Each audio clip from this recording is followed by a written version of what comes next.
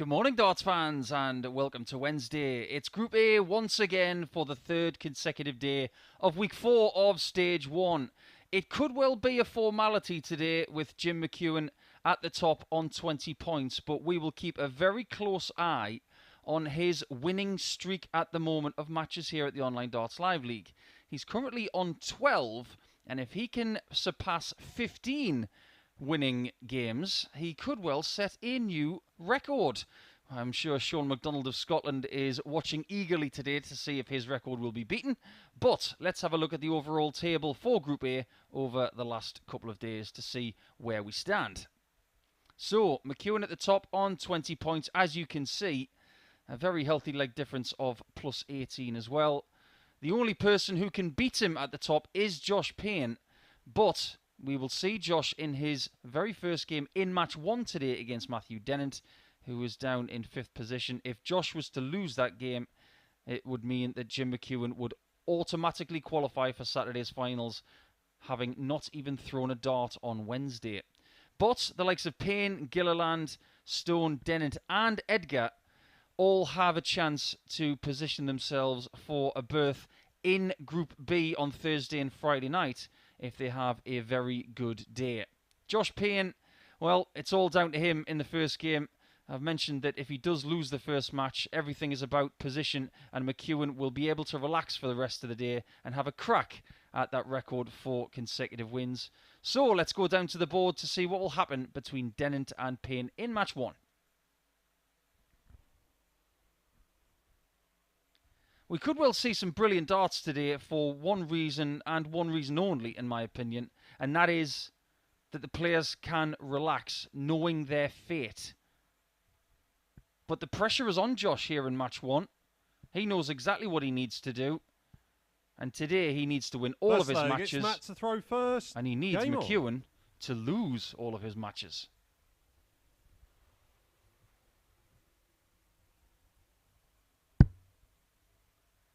This is a rematch of 98. Match number 14 from yesterday. And it resulted in Matt Dennant winning by 4 legs to 2. That was a big blow to Josh Payne's chances of winning Group A. 100. But what we did see was a 101.15 average from Matthew Dennant, which is not only his best performance of the week, 60. but the best performance in total.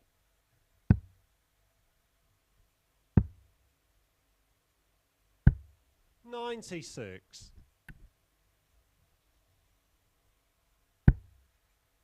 In their head-to-head record this week, it is 1-1 after Josh won by 4 legs to 0 on Monday.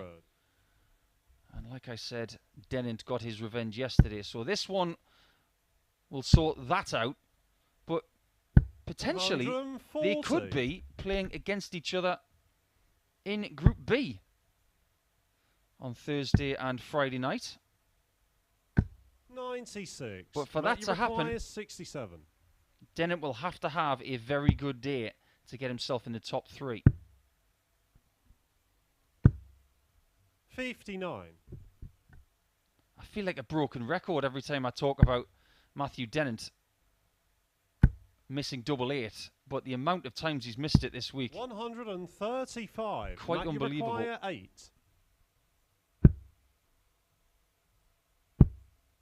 Double 2.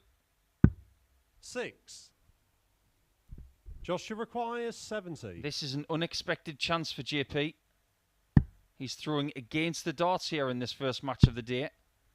And he has a shot at the bull, Game shot which he takes. Josh Payne. That could be really big for Josh's chances of winning this match, but somewhat catastrophic on the outer ring at the start again for the scholar. Second leg, it's Josh to throw first. Game on.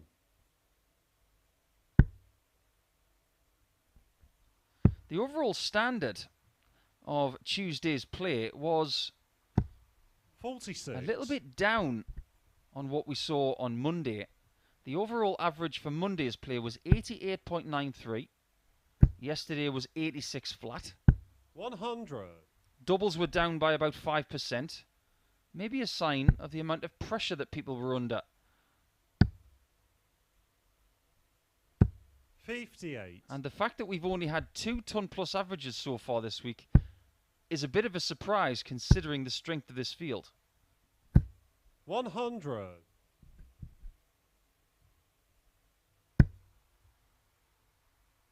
But as for Josh's day yesterday, only 4 points 65. to add to the 8 that he got on Monday. A running average of 89.5, which was 96. not that dissimilar to what he did on Monday. Only half a point between the 2 days, which is quite consistent. He got more 180s yesterday. He got 5 on Tuesday as opposed to just the 2 on 60. Monday. So he did improve in that regard, but his doubles were down drastically by over 20%. 177. Beautiful darts there from Dennant. Nothing wrong with the scoring in this game. 96. Matt, you require 28. How about double 14? No score. Oh, that's ridiculous. How close can you get? And how wicked can the deflections be? He's almost cursed on the outer ring so far today. 134. Matt, you require 28. Surely this time. No score. That's remarkable. He can't Josh, you believe require it. 42. Double 18. 6. And it's happening to Josh as well. Matt, you require 28. Game He shot. finally finds a double. Matt Dennant. And he did not want to miss that one because on Monday he missed 13 darts at double against Josh and it resulted in him losing the game 4-0. Third leg, it's Matt to throw first. Game on.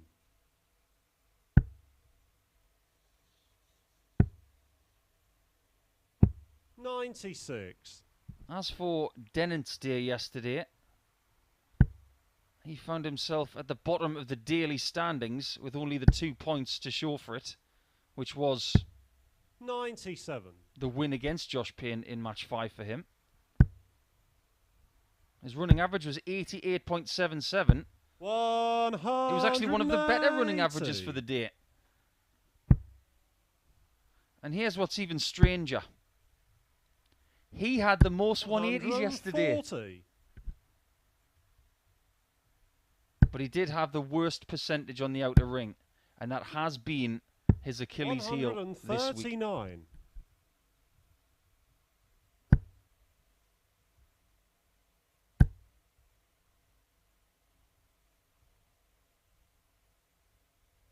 $100. Matt, you require Can Matthew 86. take out 86 in 3?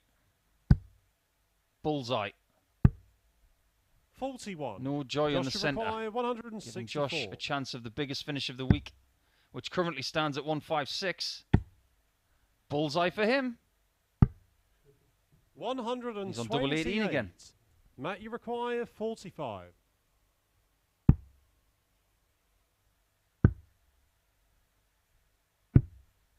$29. And it's happening again. He's Josh, now you missed require 36. 14 darts at double in this match. Game shot on the third And there's now leg. 2-1 Josh Payne. down because of that break of throw from Josh Payne. I just wonder what's going through Matt's mind right now when it comes to doubling. Fourth leg, it's Josh to throw first. Now, in every likelihood, because of Matt's position in this table being 5th on 6 points, 96. currently 4 points behind Chris Gilliland in 3rd. If the form book is followed 59. throughout the course of Wednesday, he will be playing in Group C over the next couple of days, which is a 6-person group again, 45. just like Group A. But unlike Group A, 2 players will qualify from that group to get to Saturday night. 100. Saturday night, I will remind you that will include 6 players split into 2 groups in a somewhat 60. truncated round-robin format. Then the semi-finals and final to find out who will join the likes of 60. Rob Owen, Chaz Barstow and Graham Hall, who have already qualified for the Champions Week. Only one person can qualify this week.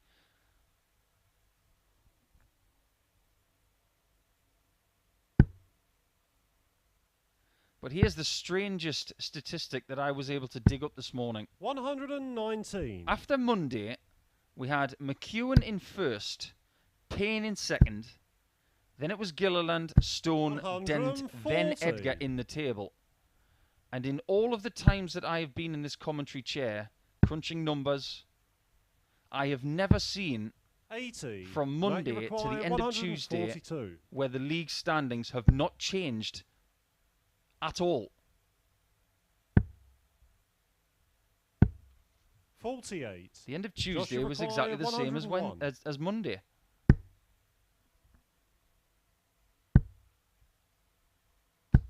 $85. Matt, you require 94. Now, Matt, 94 turns into 76.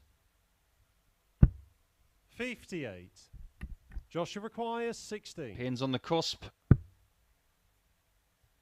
of a 3-1 lead. Game shot on the fourth And that's what he leg. takes. Josh Payne. So, just to remind everybody, he does need to win this match. Otherwise, Jim McEwan will win Group A. He's almost there.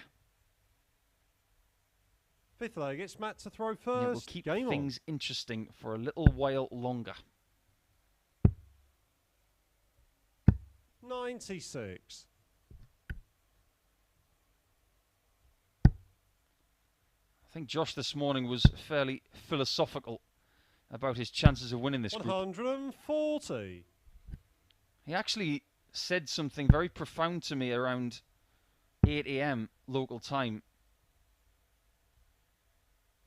He said, 58. a week like this is not about winning Group A, it's about winning on Saturday night.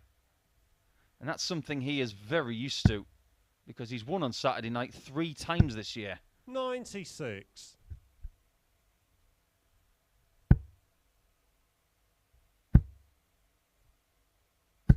$140. Josh will surely go 19s here. Should go back up top, really. 59. That was an error.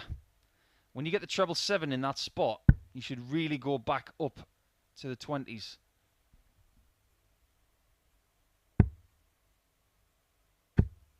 You get a single 19 on that second dart, you can't leave a finish.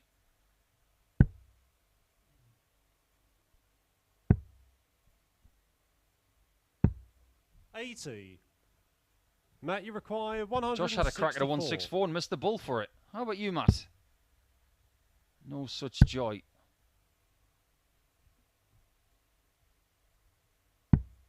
$94. So Josh, this you require is to end this match 126.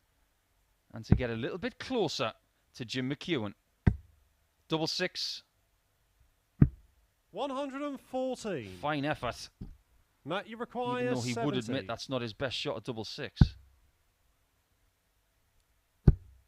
Double top. Just about. 50. He hasn't had any joy really Josh, you on the outer require ring in this 12. match. Payne missed double 6 to equal his best finish of the week.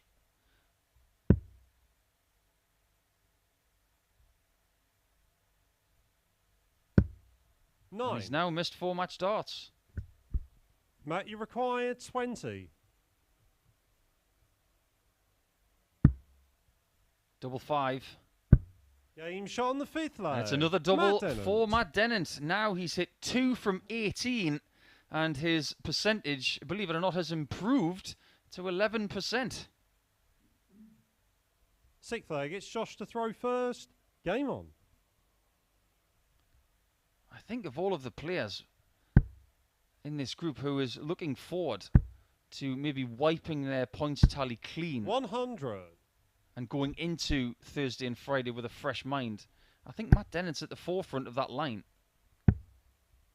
At times in this group he's played some 81. superlative stuff. but he's had more games where he's been banging his head against the wall in frustration than probably anybody. 140. Just a couple of other interesting statistics from the week. 60. We had 28 180s in total on Monday, and we had 28 yesterday. Does that mean we're going to get 28 today? 140. Well, we've only had one so far. Just another 27 to go.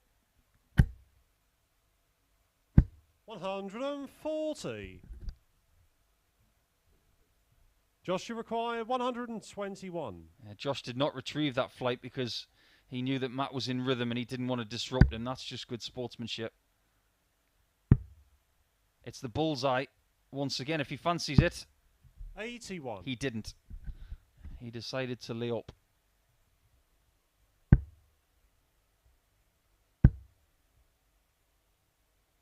Didn't fancy another 12 darter. Josh, you require 40. He would take a 15.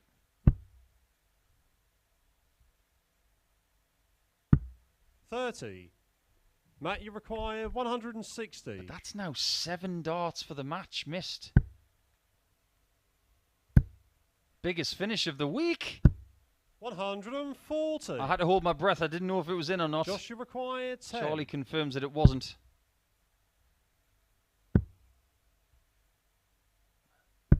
8. Well, double Matt, 10 to take 20. us all the way. And Josh looks crestfallen. 10. He has every right to feel that way, but now he's back Josh, you in the require madhouse. 2. Game, And there it is. His 10th match dart Josh is a good Payne. one. He wins by 4 legs to 2. And the most important thing for JP right now is that he won that match. He won it by 2 legs. So he has got closer to Jim McEwan in the points table and in the leg difference just a little bit. So things will continue at least into round 2 of our matches today. So Matt Dennant, he loses once again after missing 20 darts at a double, unfortunately. But 4 more matches for him. And our next match will involve Matthew Edgar and Gary Stone. They have had some pretty good matches this week, so let's hope we have another one right after this break.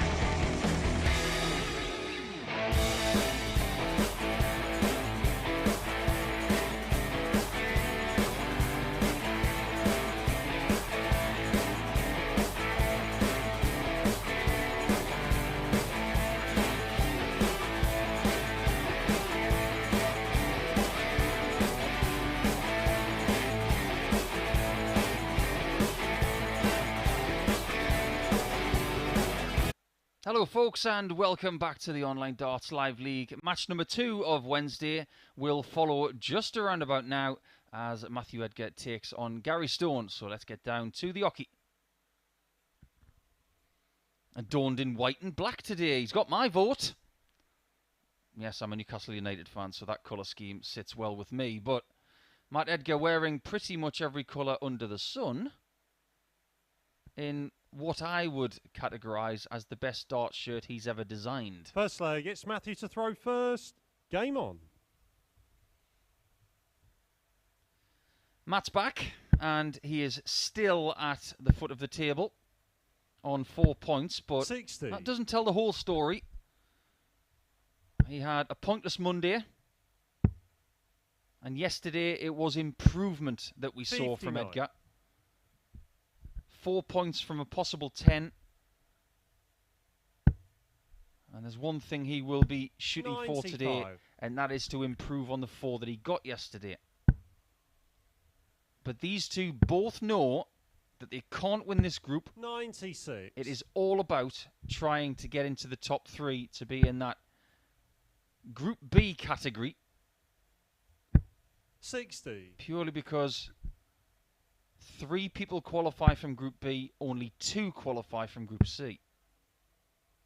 In order to get into Group 57. B, you must be in either the 2nd or 3rd position in this table at the end of the day. Edgar's got the most to do. 58.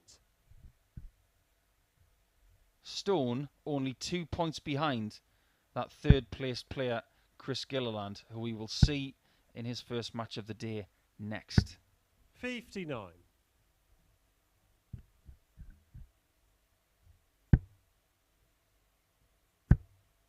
This is good stuff.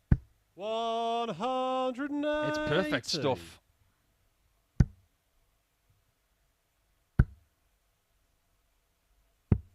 Oh, I don't agree with that Matthew switch require 48. at all. Maybe he thought the leg was done. Game and he shot on was the right. first leg. We Matthew don't have to Edgar. go into that switch to the 19s too much. You'd much rather have 130 than 131, though. That's the reasoning behind it, but Edgar takes a lead. Second leg, it's Gary to throw first. Game on. Yeah, nice tidy 18 dart leg there to start us off. They've got 1 win 100. each against each other this week so far. Stone won by 4 legs to 2 on Monday. 140. Yesterday, Edgar turned things around by winning 4 legs to 0. That was Gary's 60. poorest performance of the week so far, but having a little natter with him this morning, he was telling me he didn't feel 100% during that game. 131. He was able to turn things around and feel a lot better a little bit later on, so in this 100. format where you're playing multiple games in a day, you are going to get peaks and troughs of how you're playing, how you're feeling. 60. But there's another thing about that game yesterday as well. It was the quickest game of the 140. week Matthew at require 7 minutes and 43 170. seconds. I know that doesn't mean anything. It's just a mindless factoid. 84. Gary, you require 101. Ton plus finish on the cards. 81. Matthew, you require 86. 86 finish, possibly on the cards, if a bullseye is found. 46. Well, if you're going to miss it, you might as well Gary, hit a single require 10. 20. Game shot And on the there's that second double leg. 10. Gary Stone. Precariously close to that double 15, because if he'd have hit the green piece, it would have bust the shot and given Edgar another chance. Third leg, it's Matthew to throw first.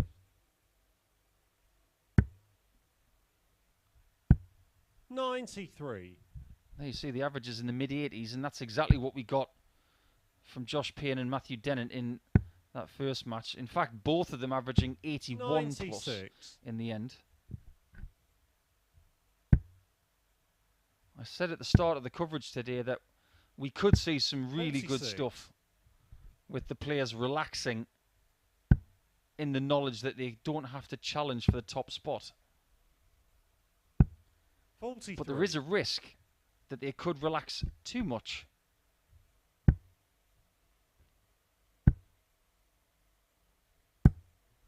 $84. Stone's running average of 82.64 on Tuesday was almost 11 points down on Monday. We compiled a table of running averages for the top guys on Monday afternoon, and Stone was at the very top, averaging mid-90s for all of his live league career. 138. But that has plummeted just a little bit this week. 82. Gary, you require His finishing yesterday 85. was 30%. Double 10. 65. And so far in this game, he has just found Matthew, you himself require under that 56. 30% mark, hitting only 1 from 4 attempts. 46. Edgar's now Gary, you missed require 4. 20. Double 5. 15. We are starting Matthew, to you see a pattern require 10. amongst all players. Too many missed darts at double. No score. And that one doesn't help anybody right there. Gary, you require 5. 2 choices. That's plan A. Game And shot on the consider third plan leg. A executed. Gary Stone. So, Gary Stone, 2-1 up in this contest, looking to be 2-1 up in the head-to-head record between himself and Edgar this week. Fourth leg, it's Gary to throw first. 2 180s yesterday from Stone, compared to 8 from Monday. 180. And he's already got 2 for Wednesday already. So you would think, with 4.5 games to go, he's going to 81. better his Tuesday total.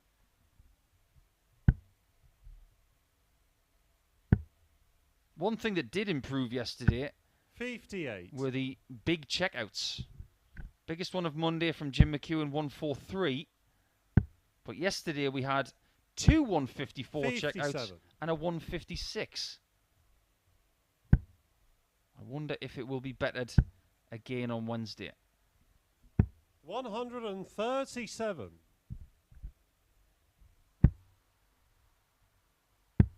Edgar found himself in 4th 80. position in the daily Gary standings require yesterday, 126.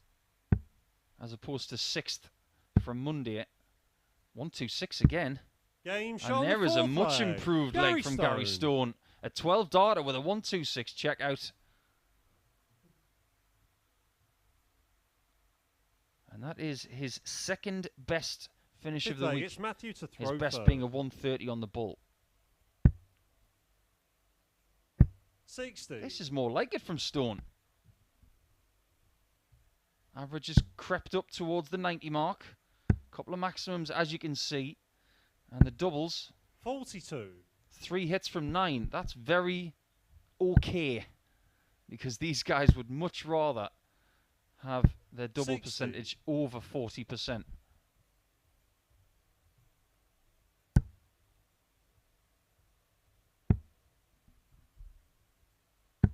$96.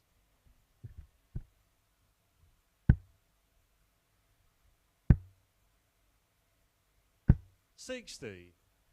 You just wonder what the destiny is for these guys from Group A. Last week, 5 players from Group A qualified for Saturday night. The only person who didn't, 57. Owen Roloffs.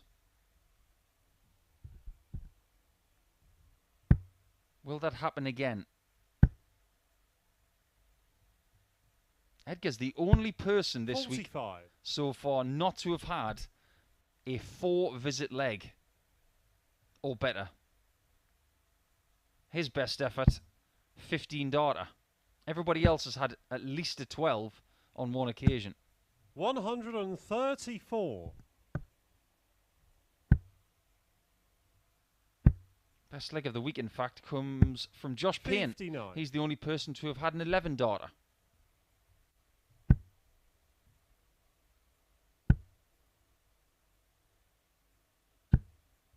$60. Stone will get a look at that 112 to win this match. He's going to be under pressure, though. 139. Gary, you require 112.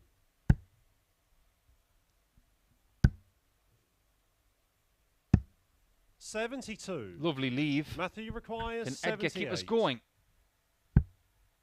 What a beautiful 54 that was. Game shot And on a the fifth classy leg. double 12 Matthew Edgar. to take us to 3-2. Now, Gary Stone was hoping that Edgar was going to miss that shot so he could just get it done and dusted. Not to be. Sixth leg. It's Gary to throw first. Game on.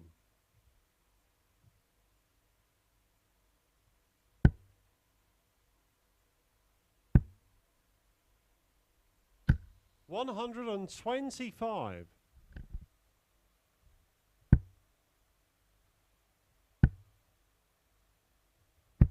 $55. 2 points for Stone in this match, and he will be on the same total as Gilliland in third, but he has a 40. problem. Leg difference. He's currently 12 legs behind the Northern Irishman. 93. And in his quest to make the top three, he's not only got to get points, he's going to have to get some big wins. 140. And hope that maybe Gilliland, if he does lose some of his matches today, he loses them by big margins. 99. His game against Gilliland today could well be key. And that comes in game 13, 125. the last match they will play in this group.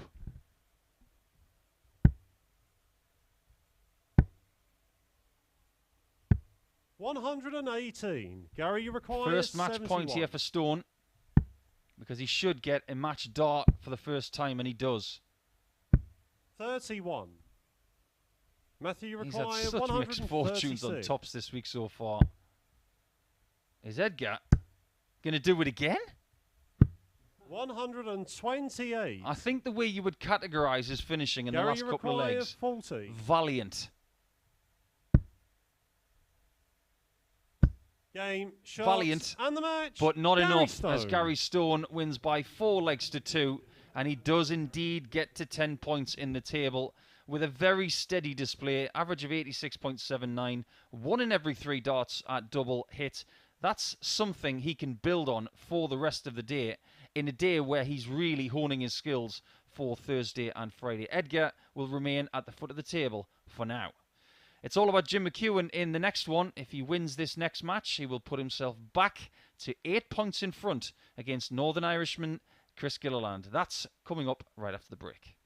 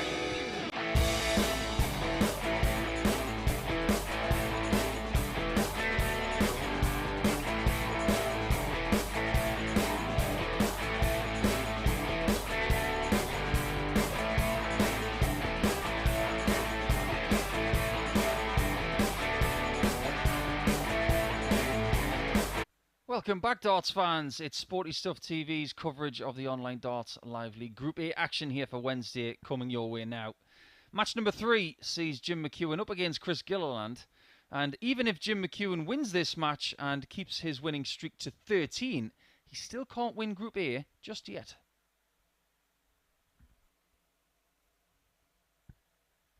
What he needed to win Group A in round 1 today was a Josh Payne loss against Matt Dennant, and for him to beat this man, Chris Gilliland of Northern Ireland. From Ballyclare, the 39-year-old using a 23-gram First leg, it's Jim to throw first. dart. Game a on. very slim flight as he feathers them into the board.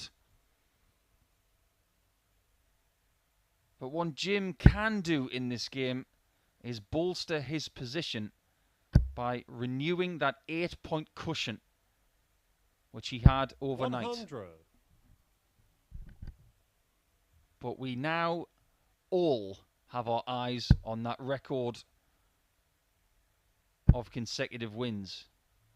The record is 15, 45. held by Sean MacDonald of Scotland. McEwan's current unbeaten run is 12.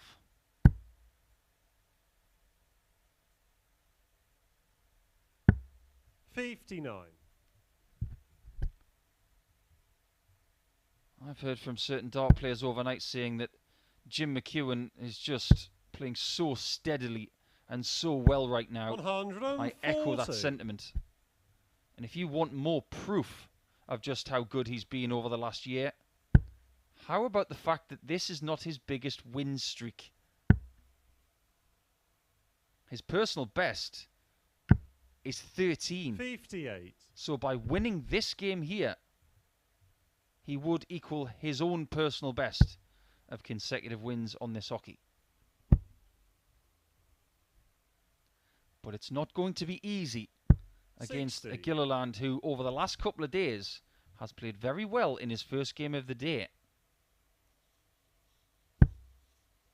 Monday, he beat Matthew Edgar by 4 legs to 1. And he beat Gary Stone by 4 legs to 1, both coming in 60. match 1 of the day.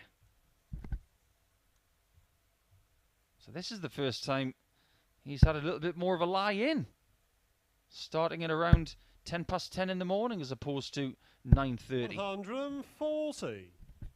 Not that that made any difference. He was still first in the building this morning, out of the playing crop. Just an excellent work ethic from Gilly. 140. Chris, you require Chance of a first leg break then. 116. 4 19s and tops. There's the 4 19s. Game shot. there's the first tops. leg. Chris Gilliland. Beautiful. So a great start for Gilliland, and not a bad start for Josh Payne as well, who'll be watching this, eagerly wanting Chris to win. Second leg, it's Chris to throw first. Gilly's day yesterday, 86.24 his running average, which was a tiny bit down on Monday's action. 55. He had a couple more 180s than Monday yesterday. He got 5 on Tuesday, 3 on Monday. His doubles were better yesterday. In fact, he was the best at the outer ring of all of these players, 123. at over 41%. And he also had his best finish of the week yesterday as well, a 154. 180.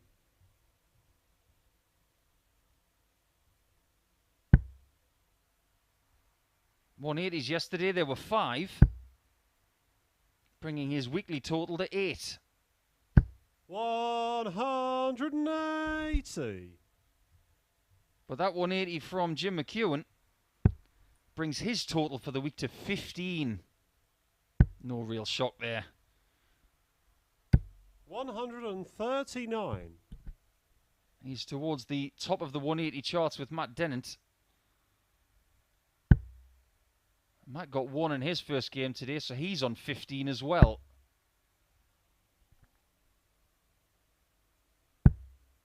28. Chris, you require 127. I had a 116 in leg 1. How about a 127? Not to be this time.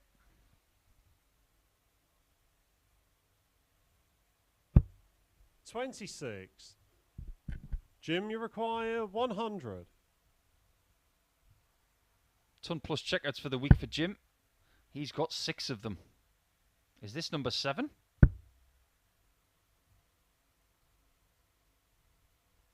Game shot Yes, the it second is. leg. Jim McEwan. We do count a 100 checkout as a ton plus checkout because it's a ton or a ton plus checkout, so it does count. Third leg, it's Jim to throw first. Game on. One of his best legs of the week. That is his 4th 12-darter. 100. Only Josh Payne has anything better. He's got 1 11-darter from yesterday.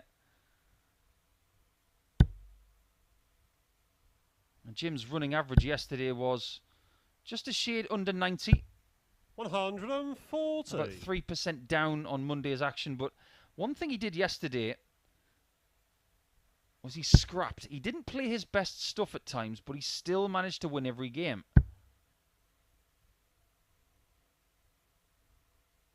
140. That's the mark of a really good, resilient player. His checkouts were down by about 10% yesterday as well. So more proof that he did not play as well 100. on Tuesday as he did the previous day. And miraculously, he's only had 1 ton plus average this week so far. And that was in his very first performance on Monday. 100. That came against Gary Stone in a 4-2 victory.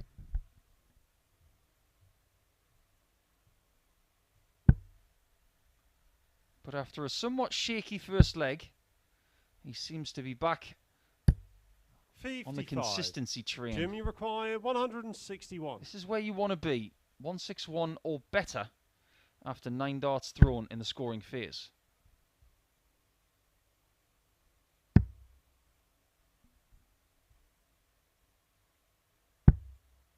That'll 89. do nicely.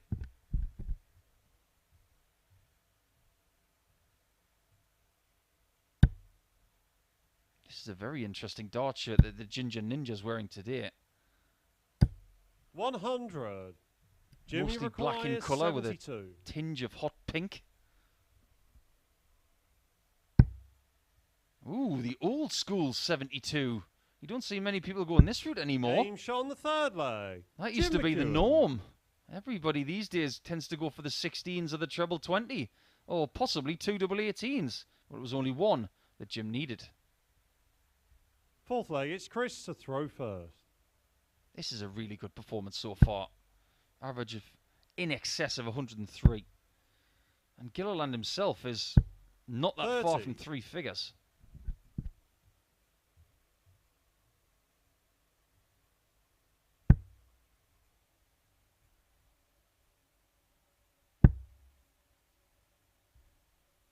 I somewhat pitched my tent a little bit earlier this 41. week, saying we'd either get a 9-darter or somebody would break Jason Askew's 118.44 average record for a match. We haven't really scared either. 81. Maybe another sort of record could be broken some day this week. Maybe Josh Payne's record of most 180s by a single player in a match. He's got 7 a little bit earlier this year. Maybe that can be broken. Chris 83. Gilliland was actually involved in a game yesterday that had 6 180s. 4 from Payne, 2 from himself. And that is the most 180s we've seen in one match this week so 100. far.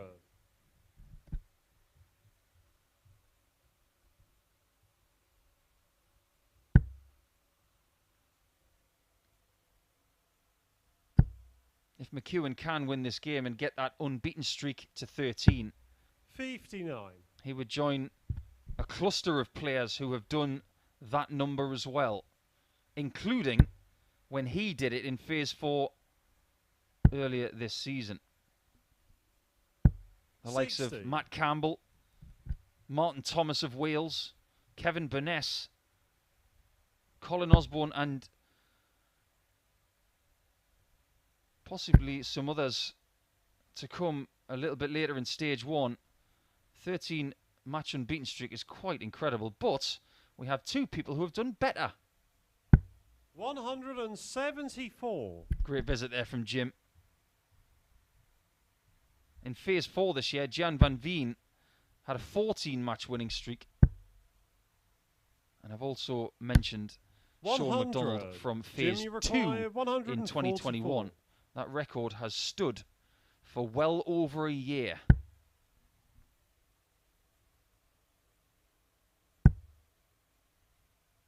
Should stay there, really. Well, he might go for treble 10. He is someone who likes tops. 104. Well, his last 6 darts have been absolutely brilliant. Christian required 130. But they'll mean nothing if the next 3 are brilliant.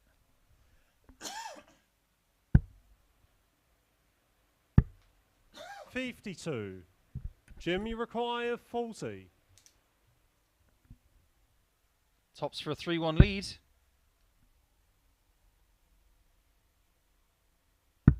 Game shot on the 4th This leg. is just a really good performance from Jim McEwan. His average is around about 99 right now.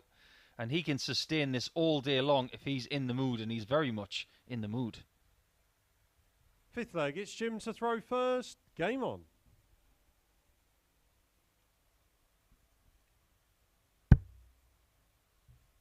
There you see that average of 99. This result potentially is not good for Josh Payne and his slim chances of winning Group A. But the scoreline is not good either. Because let's say McEwan wins one of the next 2 legs. 100. He would get his leg difference count into the plus 20s. And he would be at least 10 legs ahead of Josh Payne with matches running out. 140.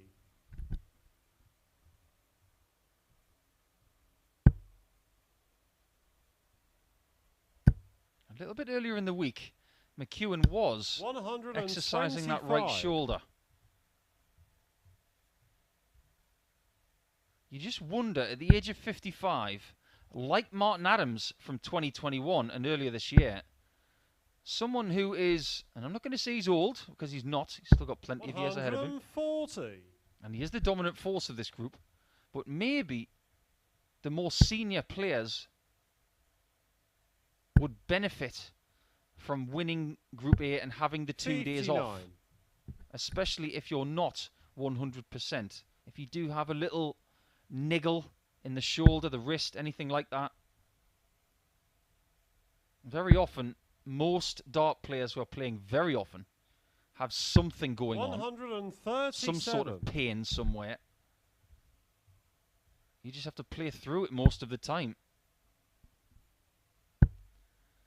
And let's face it, McEwan is playing pretty well through any possible pain that he does have. Or discomfort. Double top.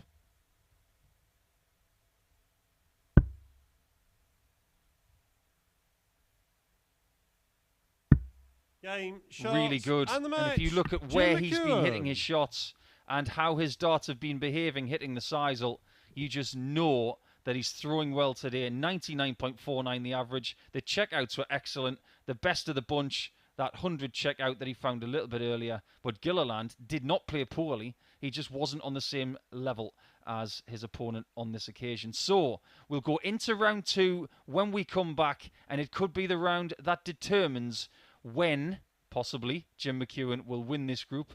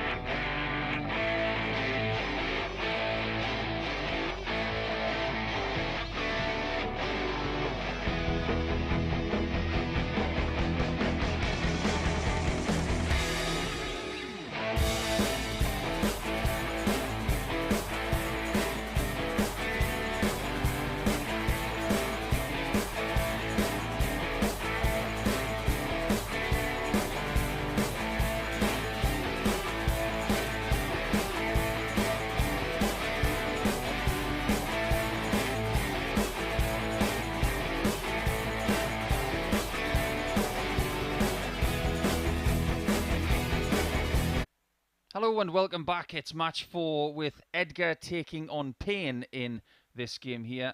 Same scenario as match number 1 for Josh Payne. If he loses it, he will hand Group A to Jim McEwan.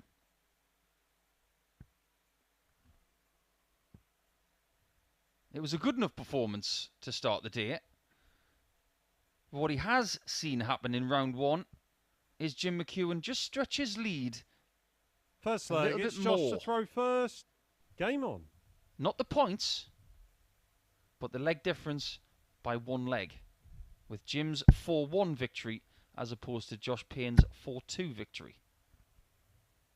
140. If there is any hope for Josh, he needs to put his foot to the floor. And what he would dearly 93. love is a heavy victory against Edgar, like he got on Monday by 4-0. And then a Gary Stone win against Jim McEwan would 45. not be something he would rebuff.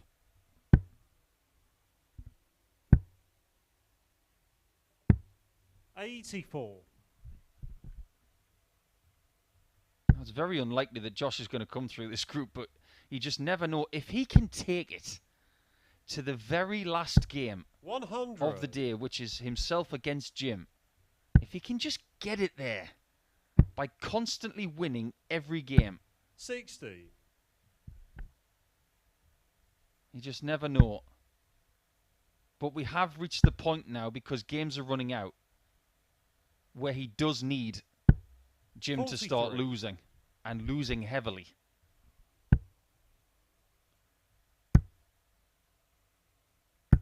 $41. The best points total that Josh can get is 22 points by having a perfect day. 57. McEwan's already at 22. So we already know that McEwan, if he wins one more game, 59. it doesn't Josh matter what require Josh does. 116.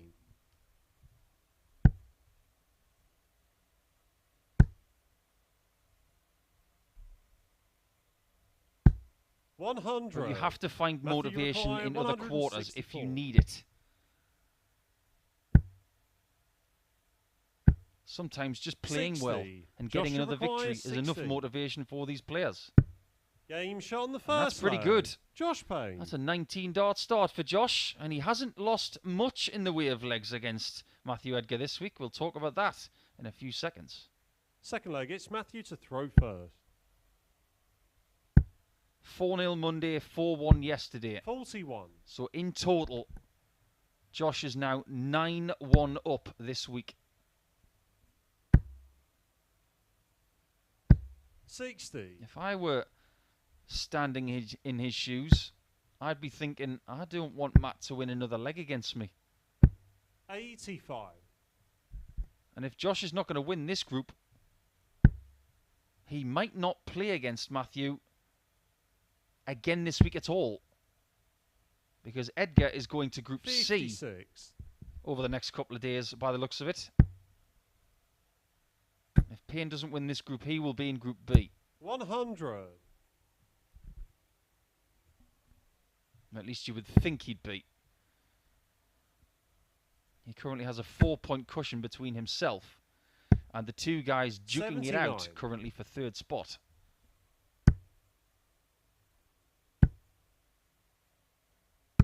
Loves a 105. 170, does Edgar. He hasn't got the likelihood of hitting a 170 of a Nathan Aspinall or maybe a Simon Whitlock. 171. But he does like to Matthew leave them just in require case. 170.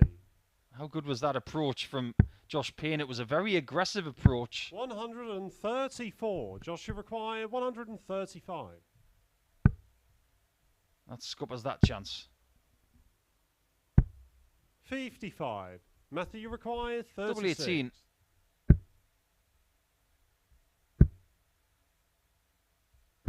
Game Yeah, good shot on the shot from second Matthew. leg. Matthew I wasn't Edgar. 100% convinced that those two darts were going to help his third effort, but as it turns out, he was very direct in taking that leg in 18 darts. Third leg, it's Josh to throw first.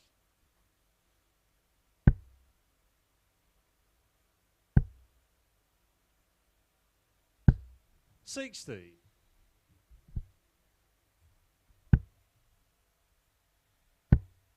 We haven't had any 9 darters this week. 140. Did have one last week from Danny Van Tripe. And his reaction to that 9 darter was kind of heartwarming. It's great to see young players coming through and having their first competitive 9 darter and their reaction to it. It makes you feel good. Josh hasn't had a 9 darter in the live league this year.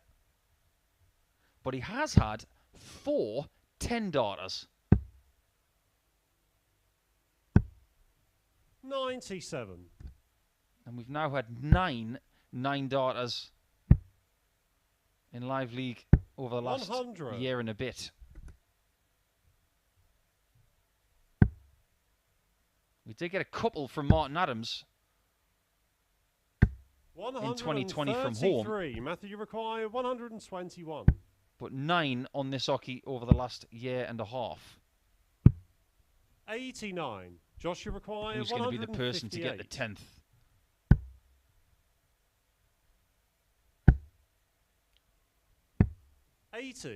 Matthew, you require 32. Chance for Edgar to break. Game 14 shot darter.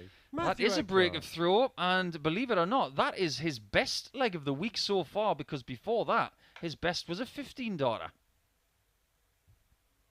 Fourth leg, it's Matthew to throw first. Improvement is being found. 60. And if he finds another 2 legs in this contest, Group A is in the books. 78. McEwan plays in match number 6 against Gary Stone. 31. Matthew Dennant against Gilliland is after this. And of those 2 players, they're both trying to hunt down the top 3 spot, but Gilliland is very much in the driving seat for that right now. 140. There you go, Matthew. He's left that 170 again in his quest for his first 4-visit leg of the week so far. 100. Matthew, you require 170. He hasn't been 100% this week, Matt Edgar. He has 100. had a little bit of wrist soreness, but that's something that a lot of dart players do tend to wrangle with because of the technical elements of certain throws. You just have to rest properly in between 70. your efforts to make sure you can still perform. Perform he is. 54. Josh, you require Could have been a 101. really good backup 15 darter to the previous 14 dart break. 49. Matthew requires 16. Double Game A shot found on the then. fourth leg. So it's Matthew 30 Edgar. darts for the last couple of legs. That's a really good little burst there from Edgar. And he's on the verge of giving Jim McEwan the Group A title. Fifth leg, it's Josh throwing first.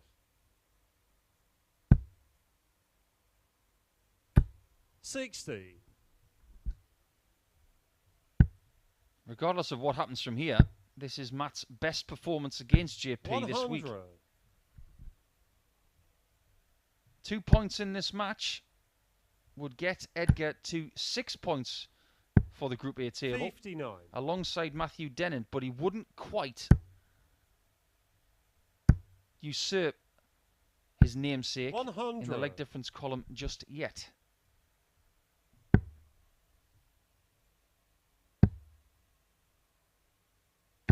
$133. Hasn't had a great deal of joy on the treble 20 over the last couple of legs, Josh. So using the 19s as a plan B sometimes is a very good 81. plan. He hasn't had a shot at a double since the very first leg. 95. Either he has found himself on 154 by accident, or he knew 60. 6 starts ago Joshua that he could Mackay, leave 154, which is 154. 2 treble 19s for tops.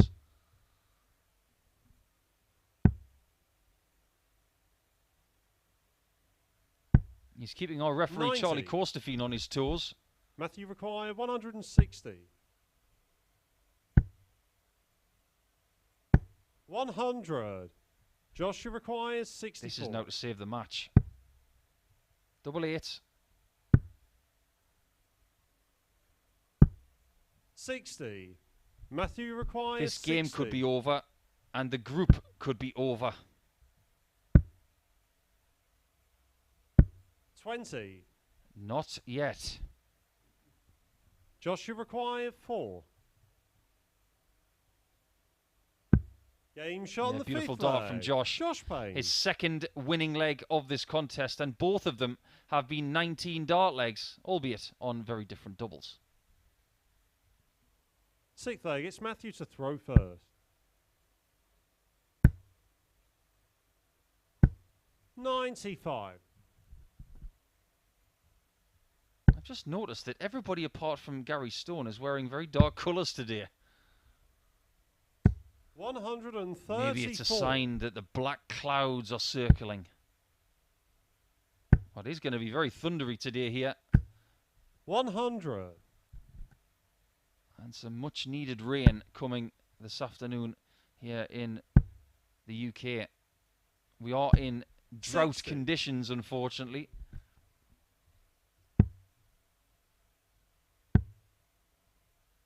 And we're having a bit of a drought on 180s in this game. None so far.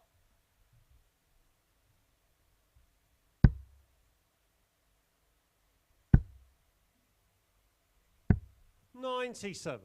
We're not quite in Mad Max territory when it comes to drought in the UK yet. But one thing is for sure. 96. If Edgar wins this match, you've got a very mad maximum in Josh Payne.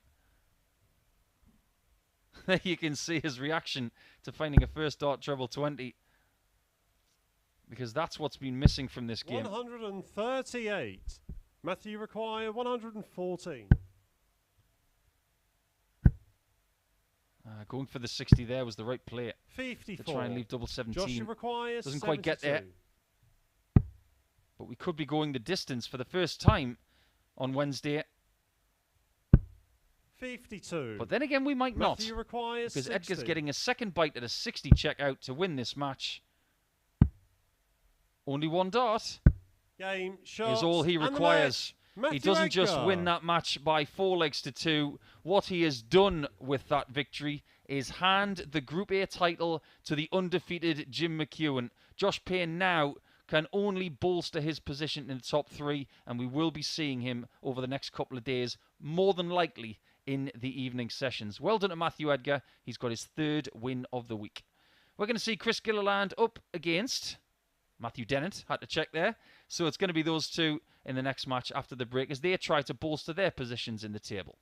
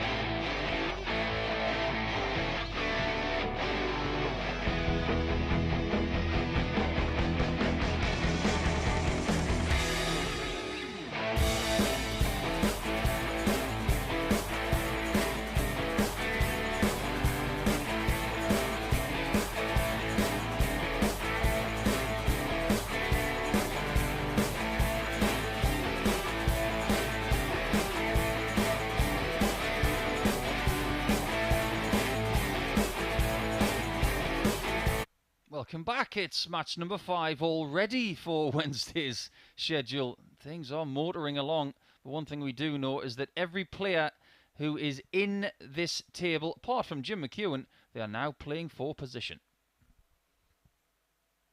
McEwan has won. He is now at the top and he cannot be replaced.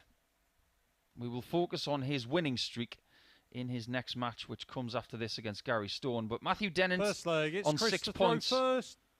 Game on. has a very difficult quest ahead of him to try and erase the 4-point gap between himself and Chris Gilliland in third. 100. Gilly just trying to protect his position in the top 3 because he wants to play in Group B as opposed to Group C over the next couple of days. Just to remind you that 3 players will qualify for the Saturday finals from Group B on Thursday and Friday night as opposed to 2 from Group 60. C. There may be people who will say, I'd rather play in the morning 96. than really late at night. But secretly, every player who comes here, if they have to play on Thursday and Friday, would much rather play in Group B. 96. Speaking of which,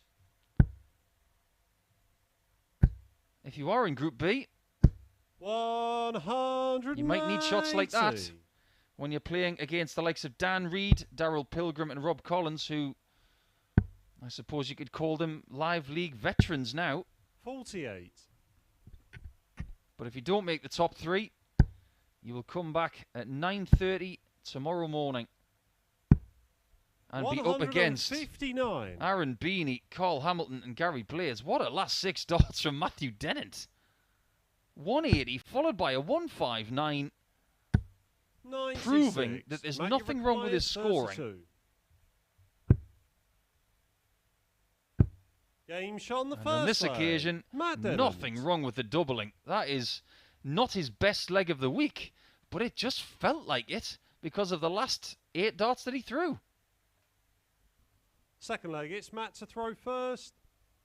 Game on. His best leg being a 12 darter, that was a 14.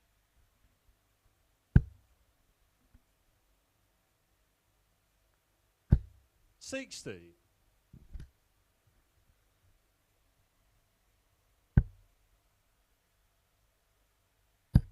It's going to be fascinating over the next couple of hours to see 60. the facial expressions of some of the players.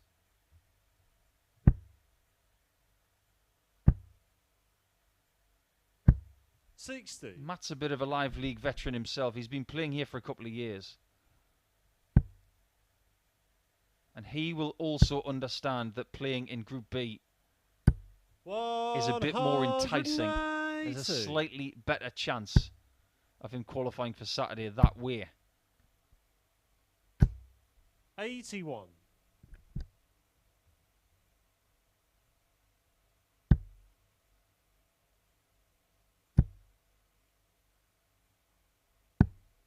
$57. One maximum each now. Matt would love another. 140. You take a 140 from 300 to get to a finish first. But Gilliland is going to have a better finish. 100. Matt, you require 160. How about the best finish of the week? Game shot on Oh, the what a second shot leg. from Dennant. Matt Dennant. What a start to this game as well.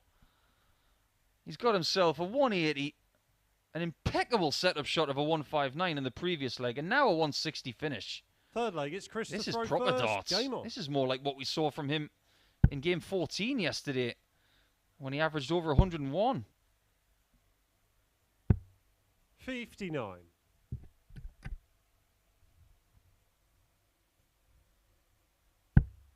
His previous best finish of the week was 106.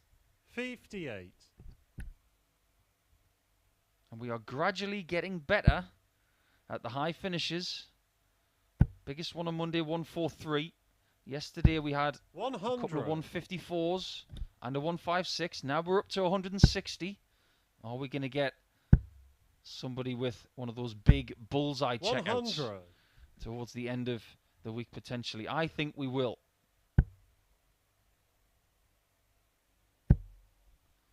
In Matt's career here, he has had a 170 finish. But he's just had the one. 140. Josh Payne's got a couple. Gary Stone's also got a 170 checkout. Gilly's best, a 161. 97. But he's left a 160 this time. It's one of those moments that if Chris hits it, you just have to turn around and smile at your opponent as if to say, whatever you can do, I can match it. But he's not going to.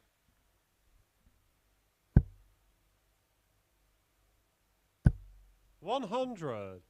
Matt, you require 146. Oh, another one of those would be handy. He's at it again. He's Game only gone on and done the it third again. leg. What a Matters. finishing masterclass this has been all of a sudden.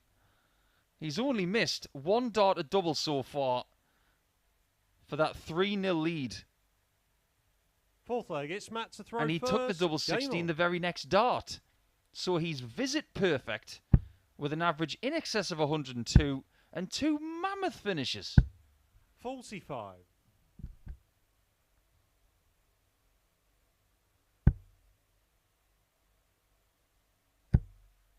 What else has he got in the locker?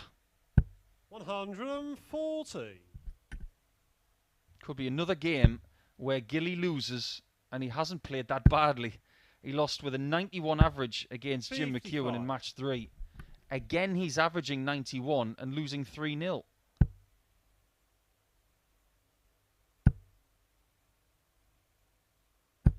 $100.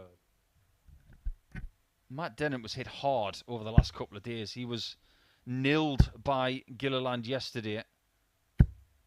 60. There may be a tinge of revenge on his mind because nobody likes to be nilled.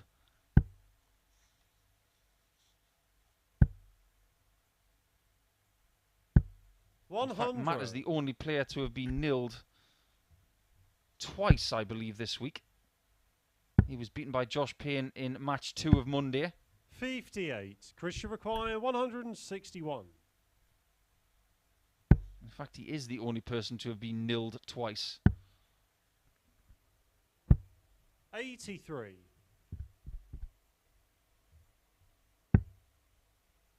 Seems to have lost his scoring boots. Just for this leg, maybe. 45. Chris, you require 78. And Gilly can breathe to try and take his first leg of this contest. He himself, I'm sure, does not want to be nilled. Game shot on the And fourth he isn't going leg. to be. Chris Gilliland. That's a really fine 15 darter. And it's only a 78 checkout.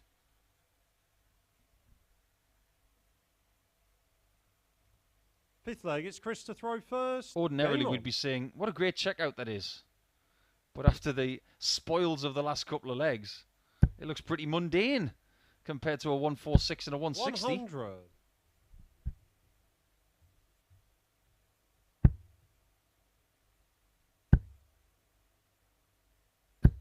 95. If you're a young player watching this for the very first time, or maybe you've been watching this week, searching for somebody to mimic when you're practicing. 59. That's what I used to do as a kid.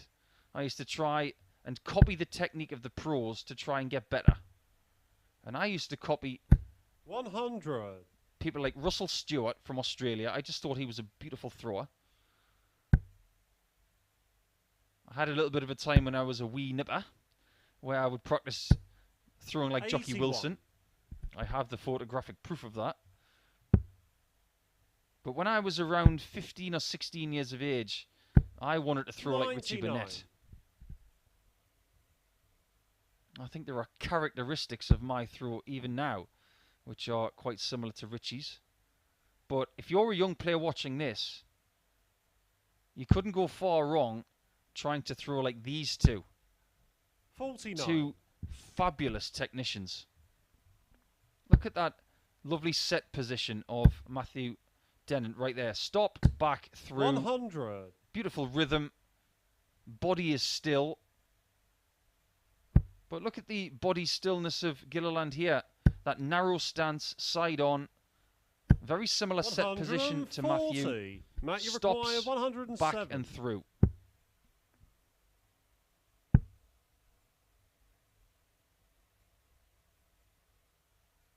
Wants to stay up top.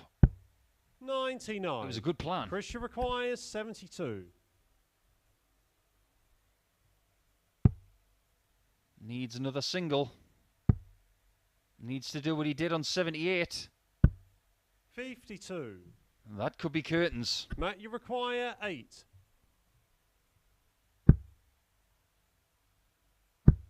Game, And it is shot, curtains. And the match. A much more Matt polished Dennant. display as Matthew Dennant for the week goes 2-1 up on Chris Gilliland, and he erodes the gap between himself and Gilly in the table to only 2 points.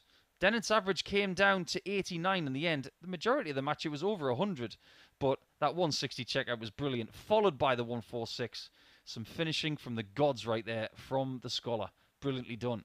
Next, it's going to be Jim McEwan playing his first match here in Group A in the knowledge that he's already won the group and he's up against fellow Scotsman Gary Stone, who's trying to bolster his position in the top 3. That's coming up right after this.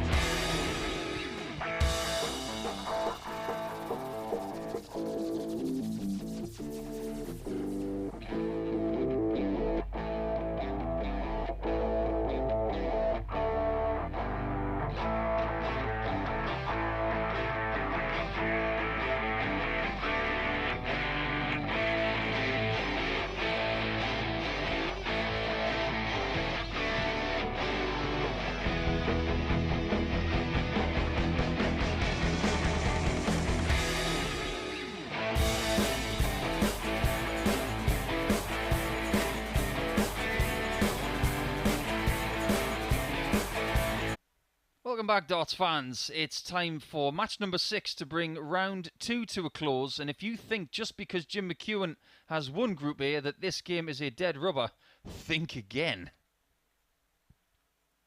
An all-Scottish clash that sees McEwan trying to stretch his unbeaten run to 14 games here at Live League Darts. But Gary Stone has got other things on his mind. A win in this game, First leg, it's Gary to throw first. would accomplish 2 things. 1, he'd be the first person to beat Jim McEwan this week. And secondly, it would get him into 3rd place. 97. This game in hand that Stone has is very important. Chris Gilliland, who started the day in 3rd position, has lost his first 2 matches, handing the advantage to Stone 134. and possibility to Matthew Dennant, who is only 2 points behind now. 140. With that in mind, Dennant would love McEwan to win this game. And look what comes in match number 9. It's Dennant versus Stone. 45. They've had a couple of humdingers this week. And if they go into the next match only 2 points apart, it could be a massive battle 36. for getting into the top half.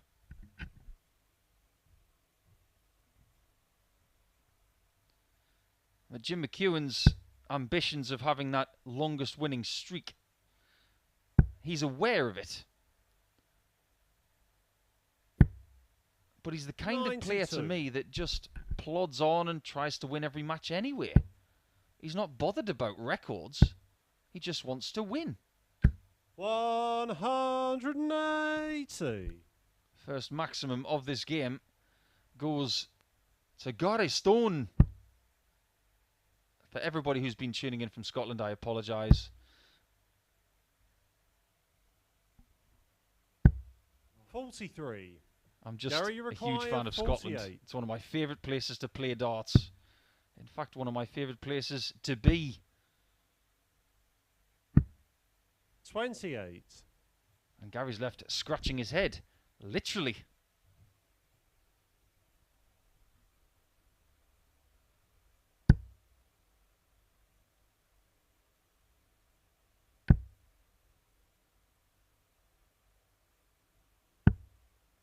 $26. Gary, you require 20. Hasn't started this match particularly well, Jim. Game shot on And the he first loses that leg. first leg, Gary so Stone. that was a bit of a freebie for Jim because you don't expect to win the first leg of the contest when you don't have the darts. But now he needs to kick in. Second leg, it's Jim to throw first. Game on. Everybody who knows me knows that I'm a huge fan of sport. And I like to compare darts to other sports. Predominantly it's things like golf and football and sometimes 58. athletics. And there was an 800-metre runner in the 80s called Peter Elliott. 140. Fabulous runner. Had a very individual style as well. And his style of winning 800-metre races was to start at the back of the pack and then in the last 300 metres, he would just amble his way through 100. the field and then find the outside lane on the last 100 and just jet his way past everybody. And you may wonder, why am I talking 55. about that? In games like this, in a quest to 4 legs, it's not about how you start the game, it's about how you finish it. If anybody knows that this week more than anybody, it's probably Gary Stone. 43. Because 2 times this week he's been 3-0 up on Matthew Dennant. He's been pegged back to 3-3. And then he's ended up winning the 7th leg. 96.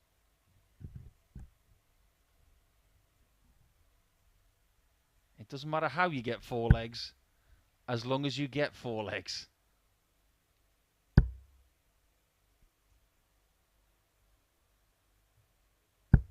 100. In athletics terms, not everybody can be a Jakob Ingebrigtsen, who is a fabulous 1500 and 5000 metre runner who constantly stays at the front of the pack the whole time. But maybe that's who we need to compare Jim McEwan to, because he's been at the front of the pack the whole time this week. I bet you didn't expect me to compare him to a Norwegian middle distance runner, did you? 85. Gary, you require 110.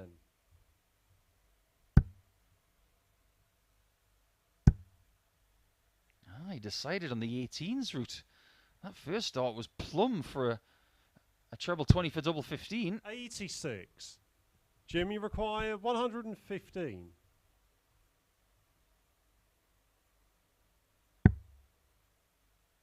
$18 for tops. And already Stone thinks this is hit. But watching Gary Stone in these shots is entertainment in itself. Game shot on the second He leg. was right. Jim McEwan. And his facial expressions told us everything. Look at Gary in the background. Yep, it's going in. He was right. He even gave us an ooh Third when leg, the single 18 almost missed. Game on.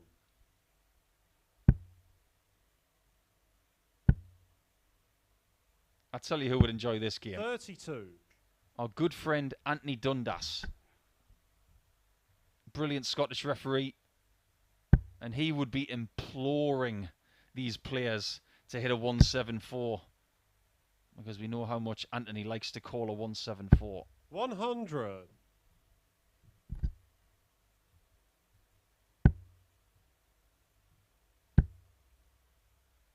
If you are watching, Ant, 97. hope you're well. Hope to see you soon. It's been a while. I know you've been busy doing WDF stuff.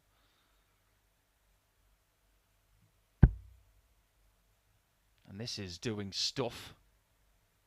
100. He's done plenty of that stuff this week so far.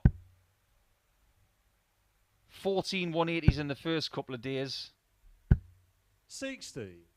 Got himself one maximum in his first match.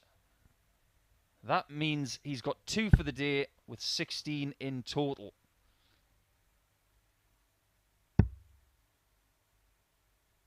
He's still level with Matthew Dennant in the 180 charts 56. this week on 16.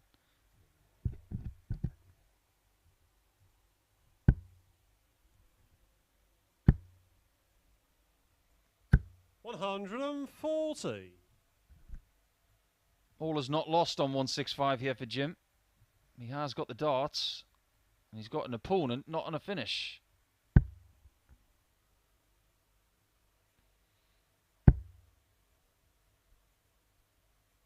After a somewhat sketchy beginning to this match, he has figured something out.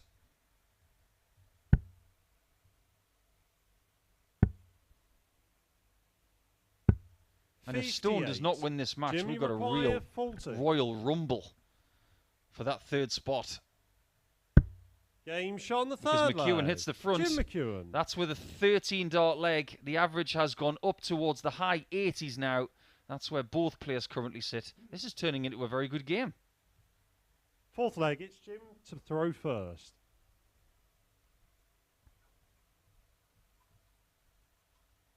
Just another one of the responsibilities of our referees, making sure that the right person throws first. We've all been there as players. Thought that it was us throwing first. 58. And it wasn't.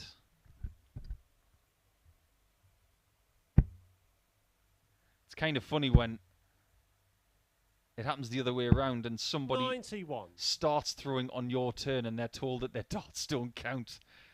Especially when it's a good score. That happened to me once when somebody did it against me. They threw their darts really quickly. And then the referee turned and said, it wasn't even you throwing first, they don't count. I had to stop playing for about a minute because I was too busy laughing. Because they scored a 180. 58.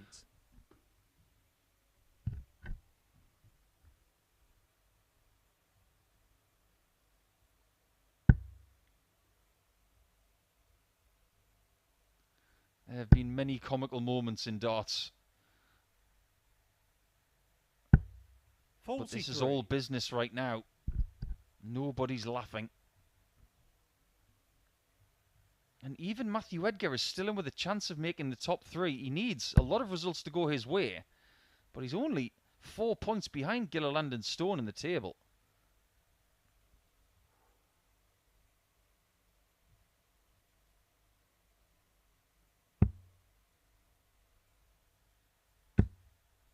Since leg 1, things seem to have become a little bit disjointed for Gary. And McEwan is taking control of this match.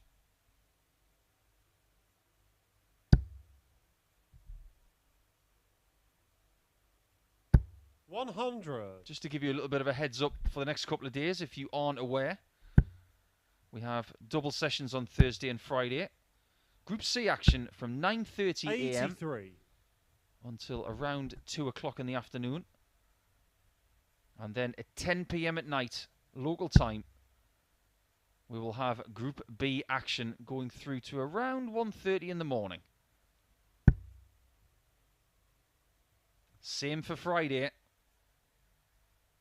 And with Jim McEwan taking the next couple of days off, 85. He can watch along as everybody sweats it out to try and join him on Saturday night. 60. Jim, you require 115. 115 away from a 3-1 lead and getting increasingly close to a new personal best of consecutive wins in Live League Darts 59. for J Gary, Mac. you require 151. Yeah, I just gave him a 21st century nickname.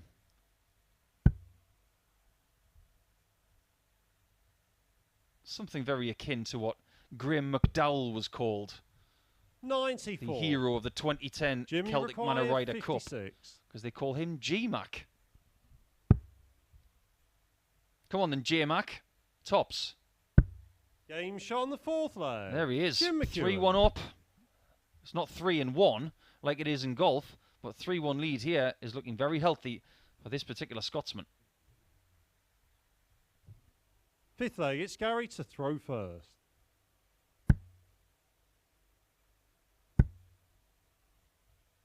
Speaking of Celtic Manor, I was actually there a couple of weeks ago, playing in the Pro-Am for the Welsh Open Golf, and I had the distinct privilege of playing golf with 2010 Ryder Cupper Ross Fisher. 140. What a real pleasure that was, I have to say it. I felt like a very, very lucky man that day, playing with such a wonderful golfer and a great gentleman of the sport. I want to give a shout out as well to big darts fan John Dempster, because he is Ross Fisher's caddy and he's from Scotland.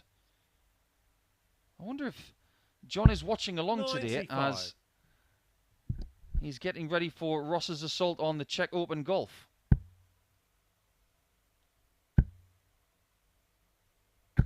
I don't know if you caught it, but before that visit, Gary was trying to pep himself up by slapping himself on the jaw. Well, it worked.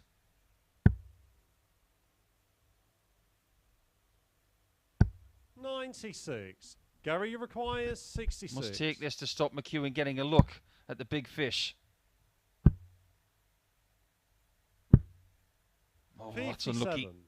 Jim, you require 170. This would be some way to get a new personal best win streak.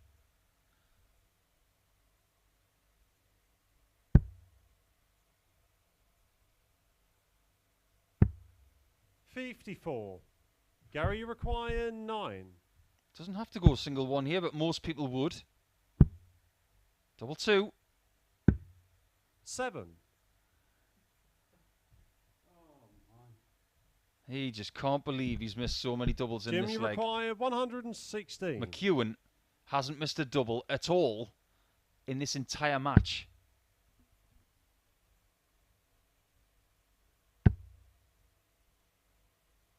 Double top. Game, And he doesn't shot, miss a and double the match. in the Jim whole game McEwan. to win by 4 legs to 1. He was handed the opportunity of winning that one by 3 legs because of the misses of Stone. But McEwan, 4 from 4. You can never scoff at that. And that's the first time this week anybody has been perfect in the game in a winning sense. So, well done, Jim. You've now won 14 games in a row, and only 2 people have done that before, Jan Van Veen and Sean McDonald. In his next match, he will try and equal the very best in Live League history. 2 rounds of our matches are completed. Jim McEwan is on 24 points. We'll have a look at the table when we return.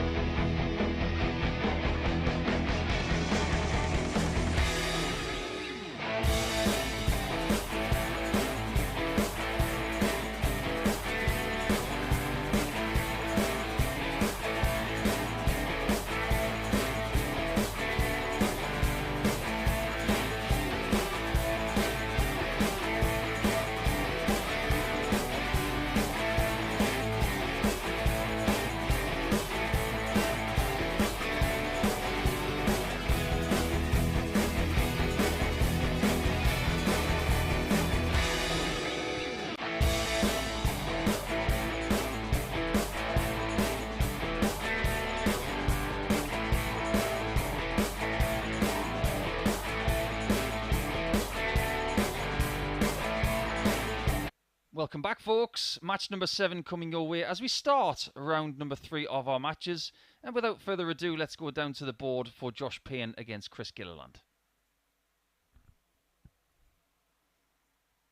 You can see McEwan is way ahead now, but Payne could use a victory here just to make things a bit more comfortable in spot number 2.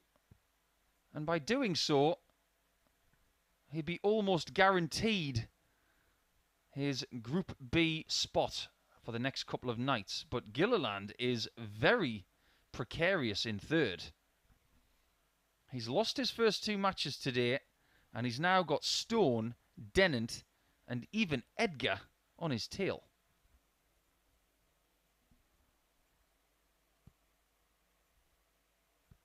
What's going to happen next for the quest for the top 3?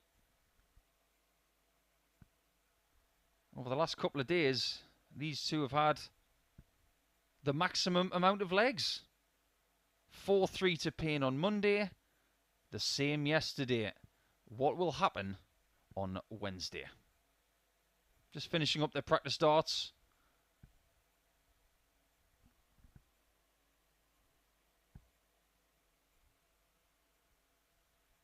And with 3 matches remaining, you can see that Edgar can only get to 12 points. He needs to win the remainder of his matches, and he needs every single result to go his way. He could do with a Josh Payne victory right here. Gilliland really needs a victory to get out of Edgar's range and to just put more pressure on the likes of Stone and Dennant, who will follow in matches 8 and 9.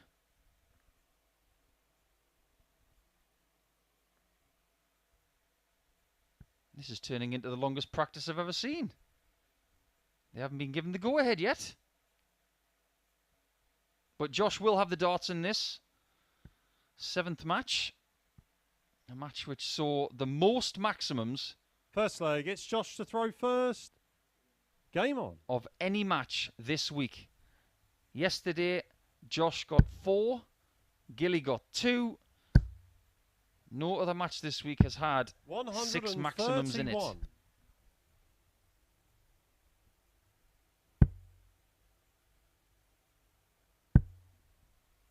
Now that previous game for Payne, where he lost 4-2 to Edgar, meant that McEwan sealed up Group A. And Josh will have to go to Thursday and Friday to make his way to Saturday once again to protect what is a brilliant record this year of always making Saturday night. 140. Phase 1 made Saturday night, won. Phase 2 made Saturday night, 91. won week 4.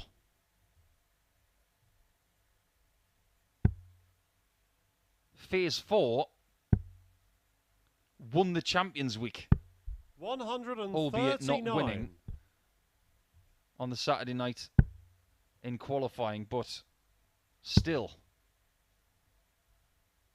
134. Even in Champions Week, he made the Saturday night but didn't win. But this perfect record of making Saturday night is incredible this year.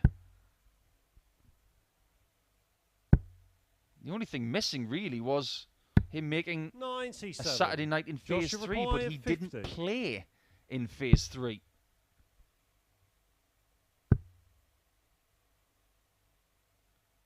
What he's thinking right now is, that was close. 34. Christian requires 70. Somewhat sarcastic remark from me, but that is what he was thinking.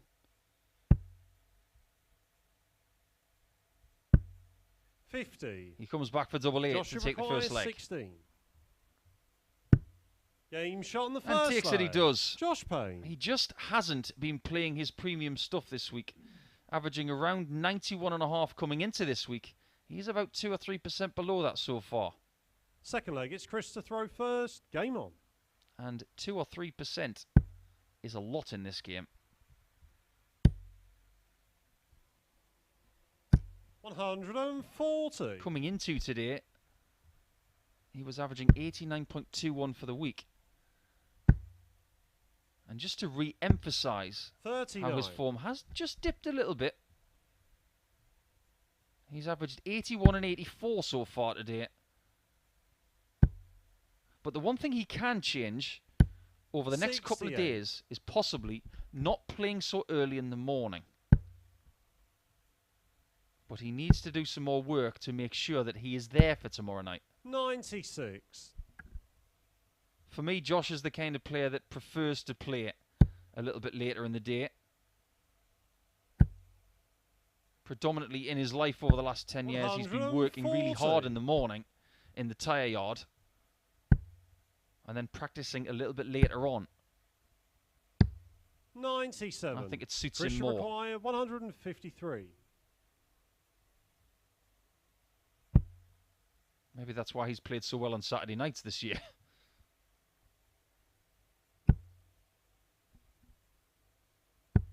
97. Good darts there from Gilly to leave 56 after 12. Once again, he's losing, but averaging well. That's the tale of his day so far. 171. And he's got to be on wash after that 171 from Payne.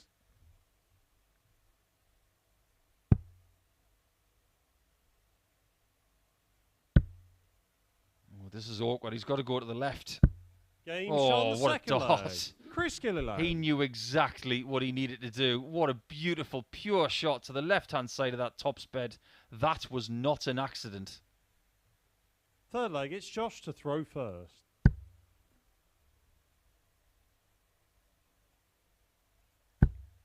As for Gilliland's prowess in making the Saturday night, as we get our first maximum of the match. Back in Phase 1, Week 4, earlier this year, 140. he was equal 5th, meaning he didn't make the semi-finals on the Saturday night. But that's it. He's been here quite a bit. 140. But has only made one Saturday night so far in 2022. He's played 137 matches with 78 wins. Win percentage just a shade over 55%. And he's had a stellar 100. live league career without being spectacular. Some commentators would say he hasn't done enough yet. 180. What I'm going to say is 81. he hasn't shown us his best yet, which is to come potentially. Double 13. Game shot on the third And that leg. is a world-class Payne. 12-dart hold there from JP.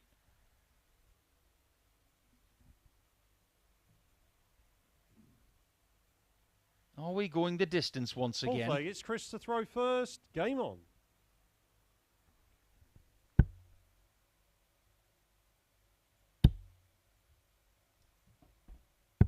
$97. Don't forget that you can get in touch with us today at Darts Live League on Facebook, Twitter and Instagram. 85. Predominantly, most of your messages find their way to me through Twitter. I'm on there too, at the Asset 180. And don't forget to tag in Sporty Stuff TV, our broadcaster. 85. At TV_sporty is their handle. If you'd like more information about their scheduling for racing 81. and greyhound racing potentially, then please go to their Twitter address. There's plenty of information on there. Especially about some US-based racing coming your way.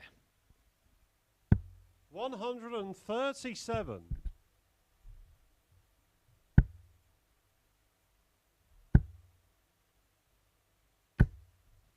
Forceful 140 there from Payne. A dart in the way, but it didn't mean anything. He still found the 60 bed twice. 140. As does Gilly. This is a high-class encounter. If Gilly takes out this 42 and 2 darts, Pressure required 42. he is well above any average he has placed this week. Right-hand side this time. 2. But it doesn't pay off. Joshua required 152.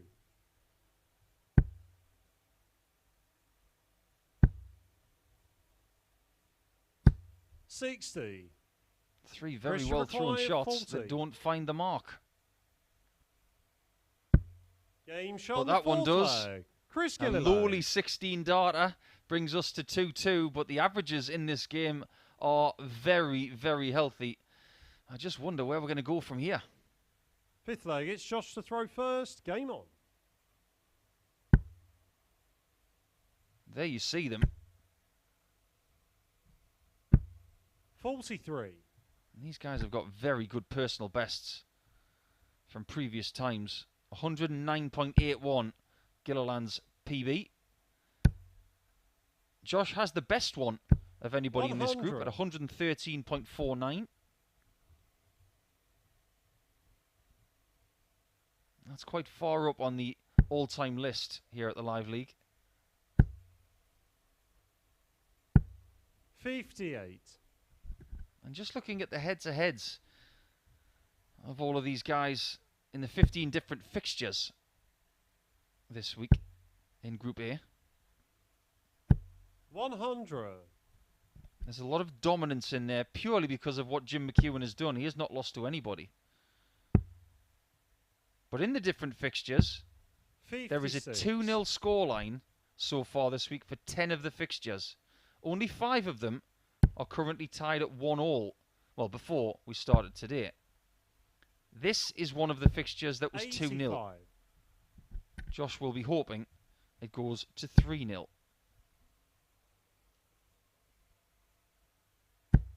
And you never know, he might be playing against Chris again tomorrow and Friday 140. if they both stay in the top 3.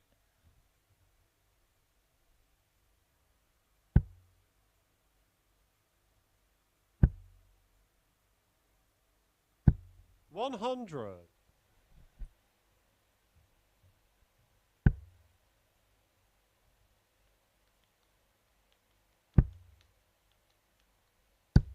100. Chris, you require 116. He might be getting the first break of throw in this match.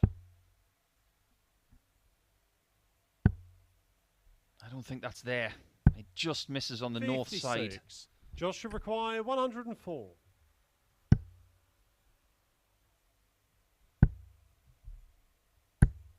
48. Chris, you require 60. Double top for that break of throw. 40. Almost bust it. Josh, you require 56.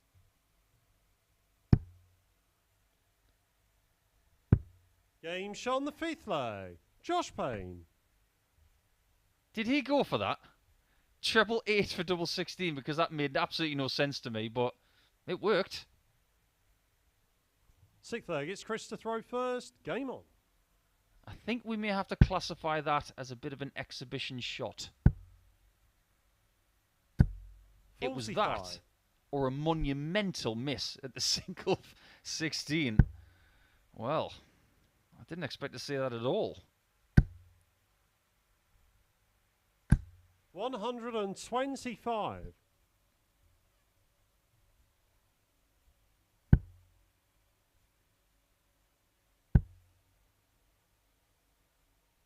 140. Don't forget that the next match could be very big for Jim McEwan playing Matthew Edgar. If he wins, Sean McDonald 60. on 15 consecutive victories will have some company. Big chance for Edgar to snap his streak and keep it at 14. 81. But what's going to happen before we get there? Payne still looking for his 3rd victory over Gilly this week. And everybody in the practice room, 134. apart from Jim McEwan, is very interested in this game.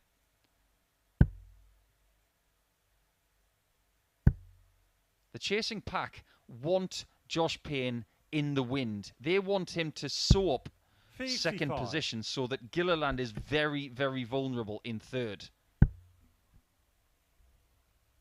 He could well be caught or overtaken 58. in the next match. Actually, the match after that in match 9 between Dennant and Stone. The last 2 rounds of the matches today could be vastly intriguing for 60. that 3rd spot. Josh, you require 124. But first, this is Payne to inflict the victory. Oh, look how 99. close that was. Chris, you Couldn't get a require piece of paper between the point 120. and that bullseye wire.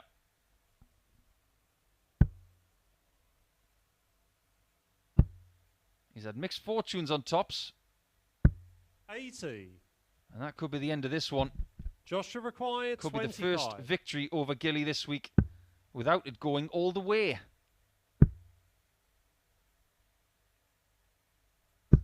17. But then again, it might. Chris should require 40.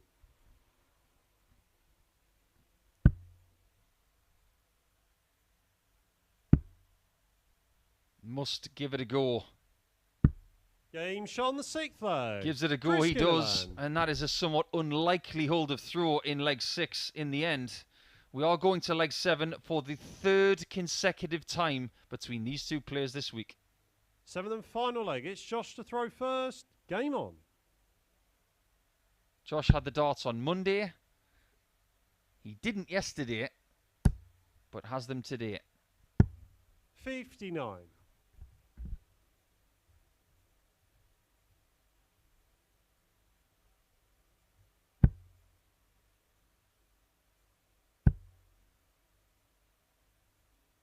$60. Trebleless to start, leg 7. And this is the first game of our entire day that has gone the distance. Only 4 1s and 4 2s 100. up until this point. Nobody's been nilled, but this is the first time we have a one-leg shootout to see who gets these 2 points. 85.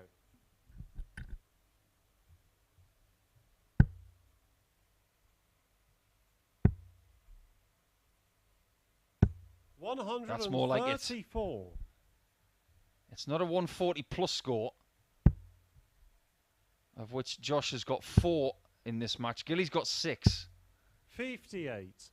The averages have come down a good 8 or 9 points each over the last 2 or 3 legs. But it seems like Josh has found the accelerator 180. by finding his second maximum.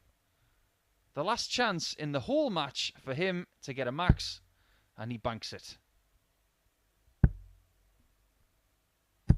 100. Joshua required 28. Double 14.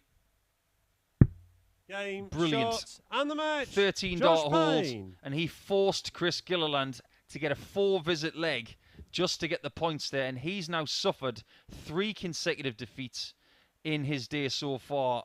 Josh Payne, with that 13 darter, finishes up with 93.65.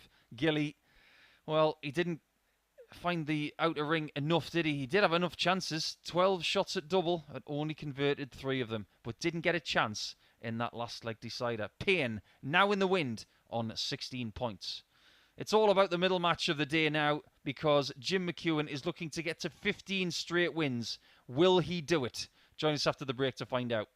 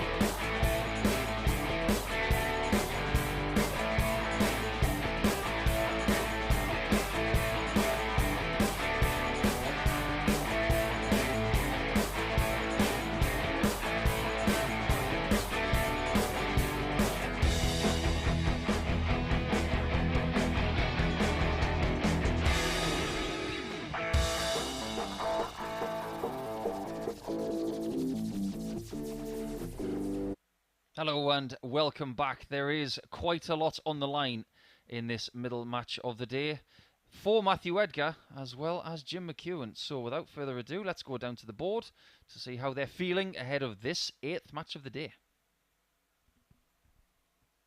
McEwan's on 24 points with plus 24 in his leg difference. That's looking pretty healthy. But Edgar knows if he loses this game, he's going to be out of reach for the top three. To throw first. And he will have to settle for a Group C spot over the next couple of days. But can he be the first person to beat Jim McEwan since the Champion of Champions night 41 last month?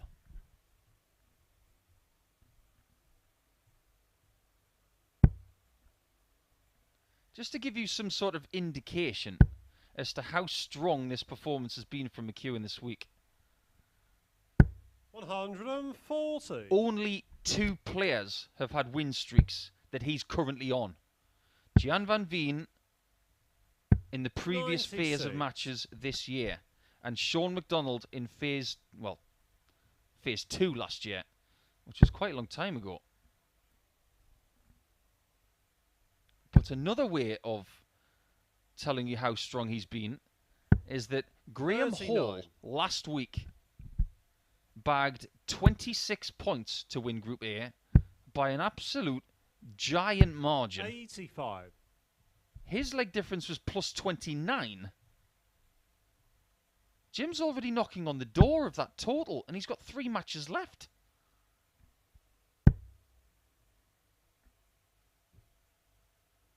First things first, though.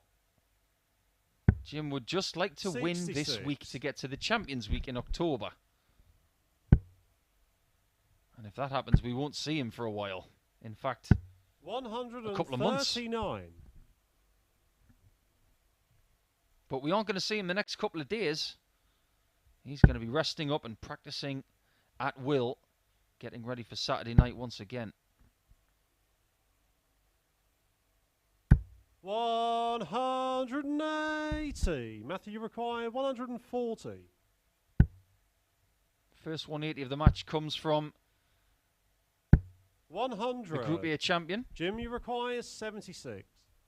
Can he back it up with a 76 to take the first leg?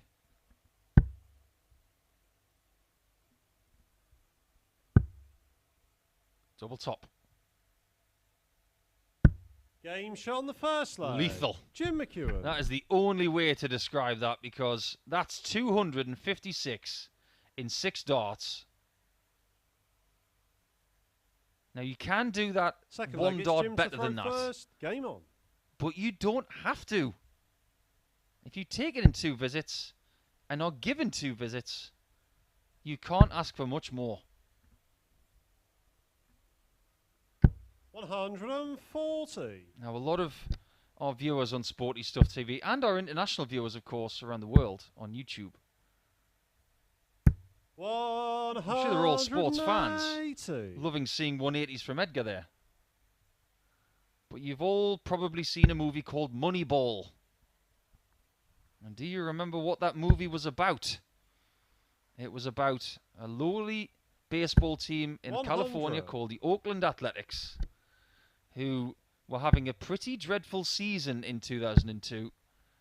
But all of a sudden, 43. their philosophy kicked in. And they started going on this run of consecutive matches without defeat.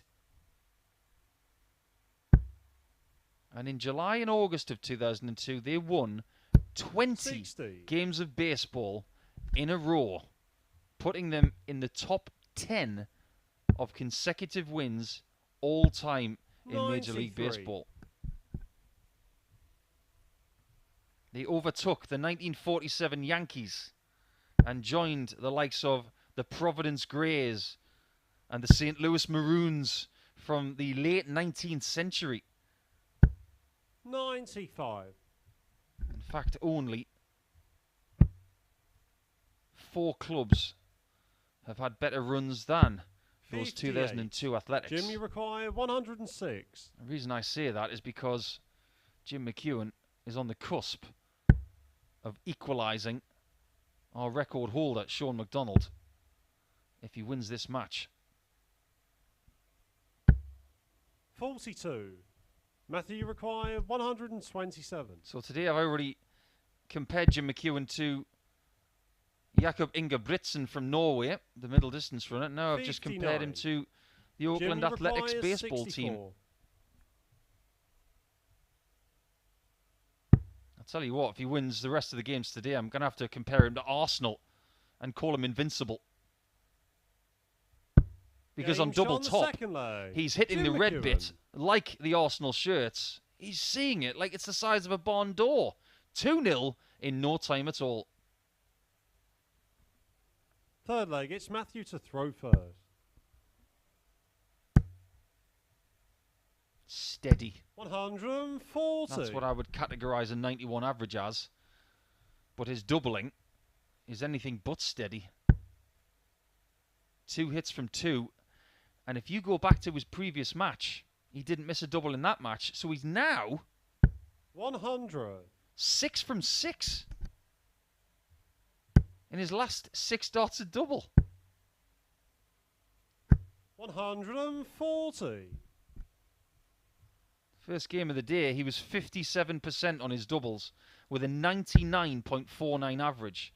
So far today, his doubling has been outrageous. 123. If you are curious, in fact, about that baseball statistic, the biggest win streak of any baseball team in history was the New York Giants baseball team in 1916.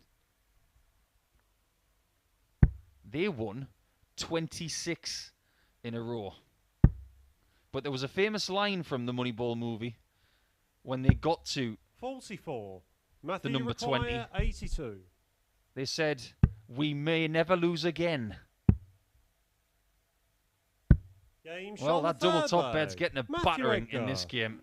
3 legs down, 3 hits on that double top bed. Well, he's lost the leg, but there's no guarantees that Jim McEwan will ever lose again. Fourth leg, it's Jim to throw first. Game on.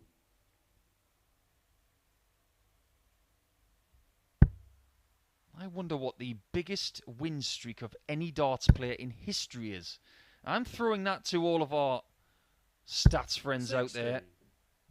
And if Chucky does win this game and the next and sets that new record, if you think he's going to rest on that, you're wrong. 43. Because there's something else as well. In the history of the Live League, nobody has won all 15 games in Group A. Nobody has done that. Colin Osborne won 14. He currently holds the record for most points in Group A, 28. That could be broken today as well. 125.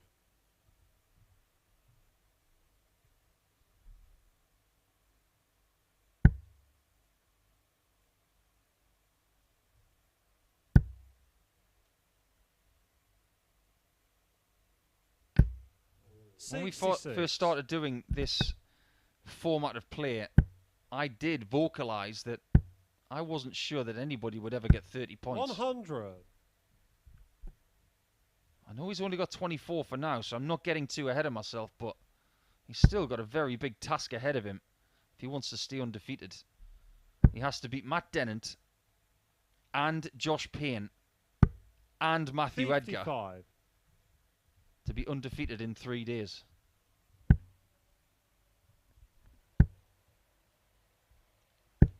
$81.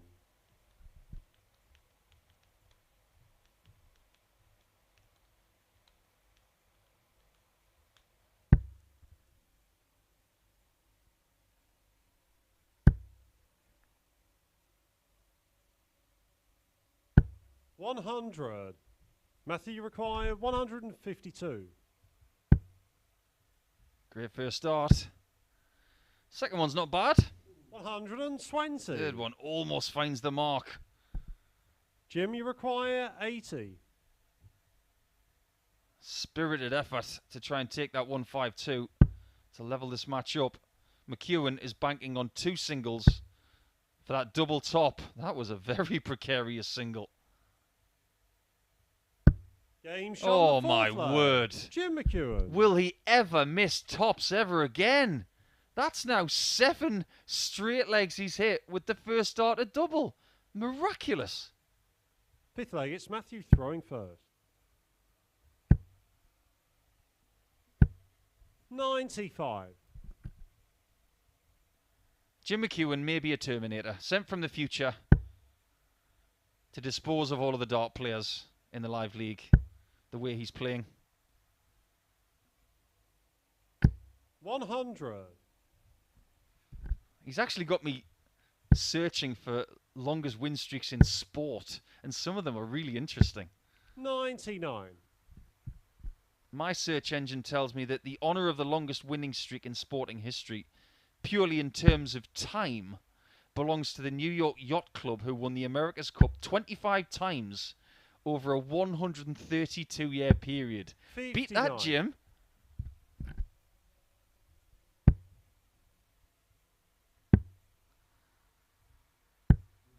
$43.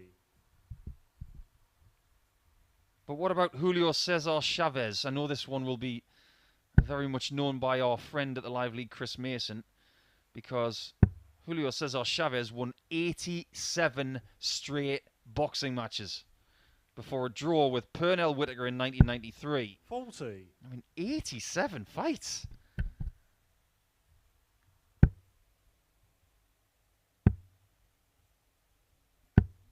$43. In footballing terms, I do believe it's Liverpool. Between 2017 and 2021, 68 matches.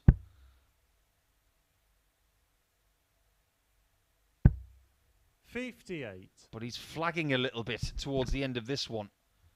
And maybe it's a good thing that if he can just get through this one, he would 60. have a sizable break before his next match.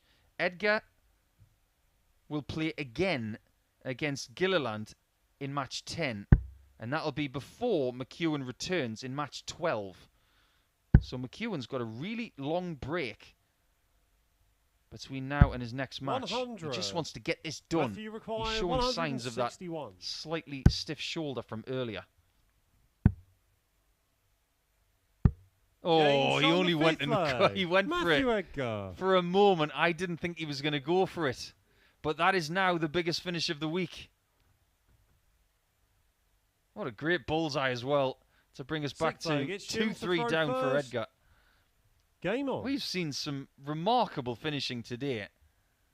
A 160 and a 146 from Dennant, a 161 from Edgar, and flawless use of the outer ring from McEwan over the last 2 or 3 matches. 140.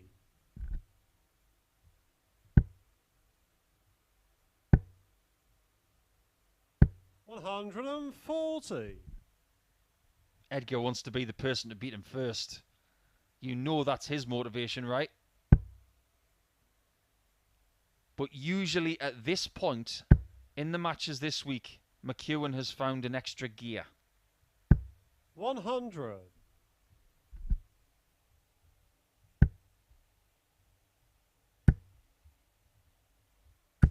$60.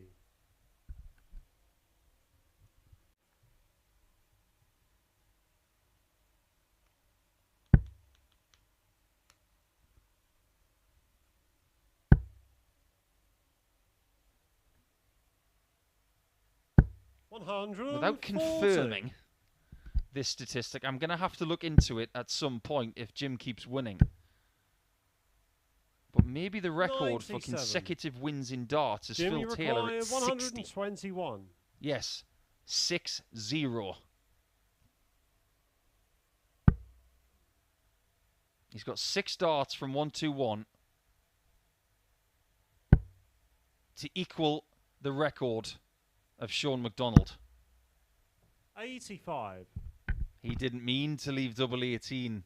He meant to leave double top. And in going for this 94. double 18, he's Jim, going you for a require second consecutive 36. match where he doesn't miss a double.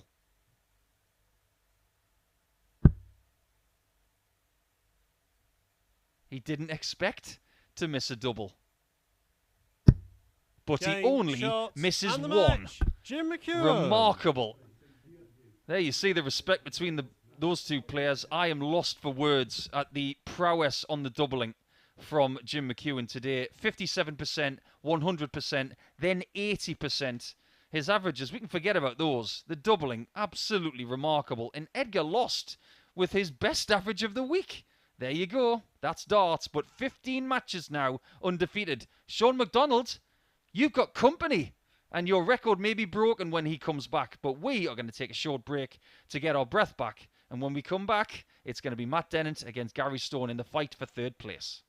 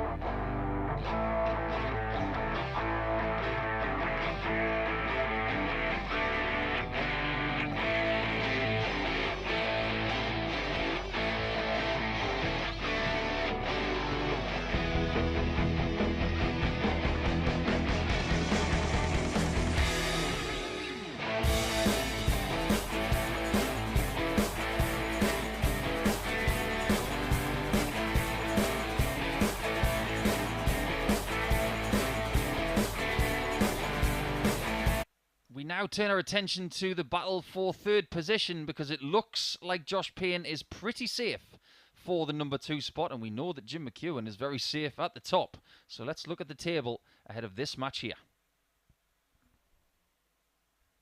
10 points for Stone, 8 for Dennant, both currently outside the top 3, but you can see that they have this game in hand to approach Gilliland's position, where he has lost all 3 games he's played today. He is very susceptible to being overtaken. But Edgar, First leg, it's Matt to throw first. Game on. He's going to be in Group C because he can't make the top 3 now, even if he wins his final 2 matches here today. getting to 10 points 180. is not going to be enough. So if you are a fan of Edgar TV, or indeed Matthew Edgar as a player, 135. set your dials for 9:29 tomorrow, because that's when he will be back. After he's played his 2 matches today, of course. One of these guys, or possibly both, could be involved in Group C as well. 81. But we have seen some very good stuff from these two today. Somewhat patchy, you would say. 84. Matt, you require 122. But this is possibly the rivalry of the week so far. I'll explain more about that in a second. 90. Because Dennant is at it again, scoring-wise. 61. Matt, you require 32. Double 16. Game shot on the very good first stuff. leg. Matt Dennant. 107.36 the average for that first leg of darts. 14. And if he can sustain that kind of form, I think he may be too strong for Stone. Second leg, it's Gary to throw first. But that's the first time that Matthew, I was going to say Matthew Edgar. Too many Matthews.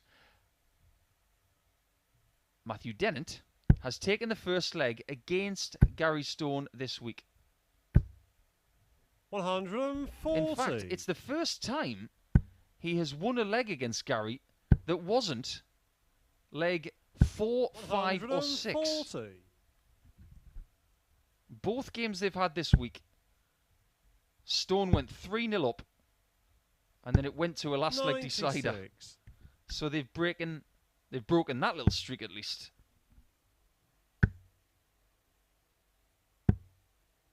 $85. But what Stone would give for a third consecutive win, he doesn't care by what margin. But it 57. can't be ignored that the leg difference of these two guys compared to Gilliland is inferior. 140. Stone at -9, Dennant at -8, Gilliland at -3. 60. Is that going to be his requires saving 78. grace? Double 12. Stone Game shot is on the level. second leg. Gary That's Stone. a really good response. 14 darter from Dennant. Then you get a 15 from Gary Stone. This is turning into a pretty good game. Third leg, it's Matt to throw first. Game on.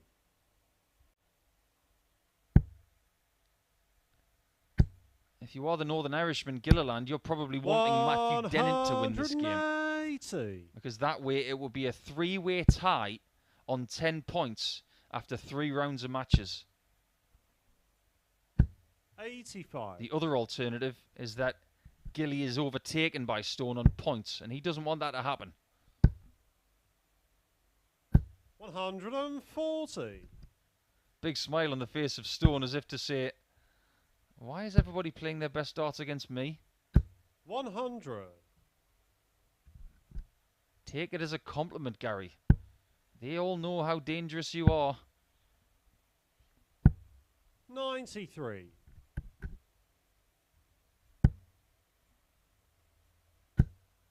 He said something to me this morning, actually. And that proves it. Matt, you require 88. I'll let you know what he said to me in a matter of seconds, because this leg could be over 48. in less than 60 Gary, you of them. require 136.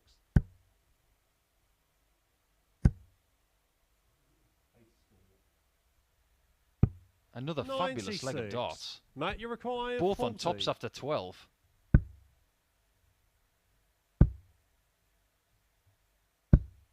No score. And Stone gets Gary, a chance. you require 40.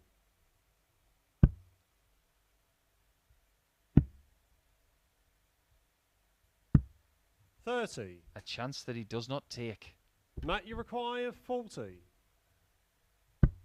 Game shot on the And third the second leg. bite is Matt taken Dennant. by Dennant. Ooh, he was dicing with it there. That should have been a breaker throw, but luckily for him, it is a hold. Fourth leg, it's Gary to throw first. Yeah, Stoney this morning said to me that if I turn up on this hockey, nobody beats me. Well, 134. I couldn't disagree with him. I've known Gary a few years. He's got an incredible top level. And when we saw him set a personal 43. best here of over 112, beating Steve Brown, if you want to see how good he can be, check out that game 60. via the Online Darts YouTube channel. It is a remarkable performance. 60.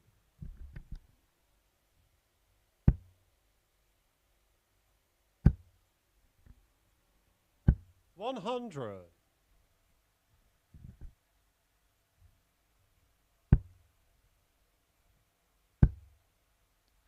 Many thanks to everybody who's been 60. getting in touch today. Just letting us know where you're watching from. We've got Mark, who is watching from Ireland, 60. asking who my pick is to win in Wollongong this weekend. World Series darts, of course, in Wollongong.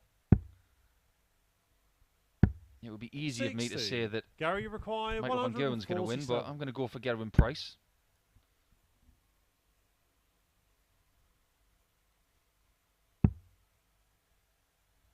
Big lead here for Stoney. And 107. he's left himself very well placed on tops. Trying to put right what he couldn't do in the previous leg. 125. Gary require 40. Overcompensation.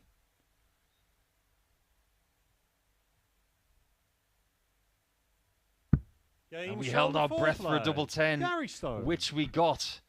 Is this game, again, going 7 legs? I think it might. I think it might. Fifth leg, it's Matt to throw first. Thanks for getting in touch, Mark. Hope you're enjoying the action over there in Ireland. 180. Why wouldn't you be? You've had 4 maximums in this game. 3 of them from Mr. Dennant. That's what you'd be calling him if he was a teacher. 58.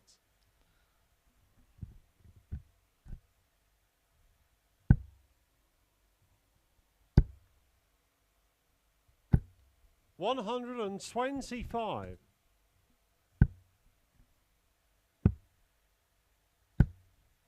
39. Shane's also been in touch, mentioning that he liked the 161 checkout from Matthew Edgar. I think we all did. 55. I think even Jim McEwan enjoyed it. He was allowed to enjoy it because he won the match eventually. 100. Matt, you require 140. How about a 141 instead? Not this time. And this game is taking a very different shape to what we've seen from these 125. guys over the last couple of days. If you've got any more messages 105. via Matt, you social media, require please get in 16. touch. How about 3-2 scoreline for Dennant? Game shot on the fifth He's leg. 3-2 Matt ahead. Dennant. Still looking for that first victory against Stoney this week. It's still possible, but he's in a much better position than he was the last couple of days. Sixth leg, it's Gary to throw first. He's been 3-2 down twice. Now he has the cushion 60. of going for Gary's throw here. And even if he doesn't get it, he has the chance to serve it out.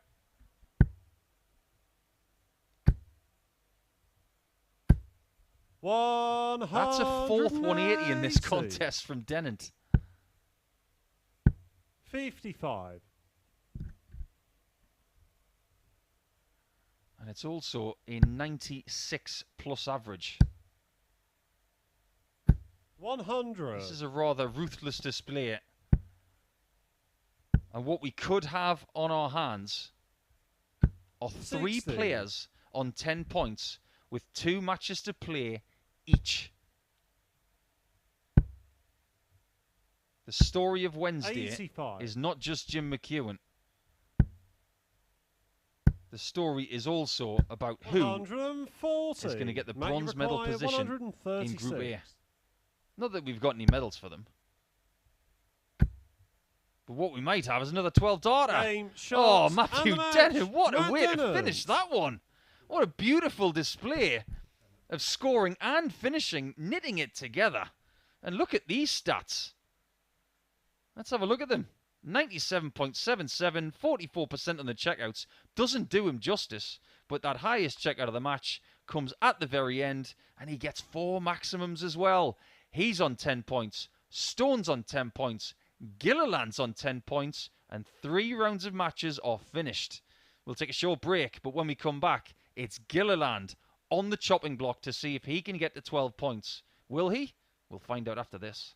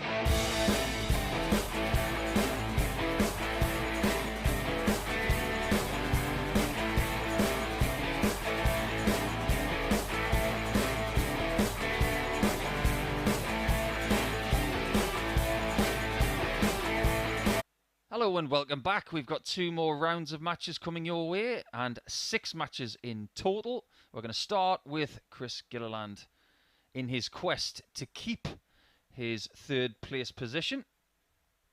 We now know that Josh Payne is in Group B. That is sewn up. He can't be caught in the silver medal position. First leg, it's Chris And to Jim throw McEwan first. can't be caught Game on. at the top of course.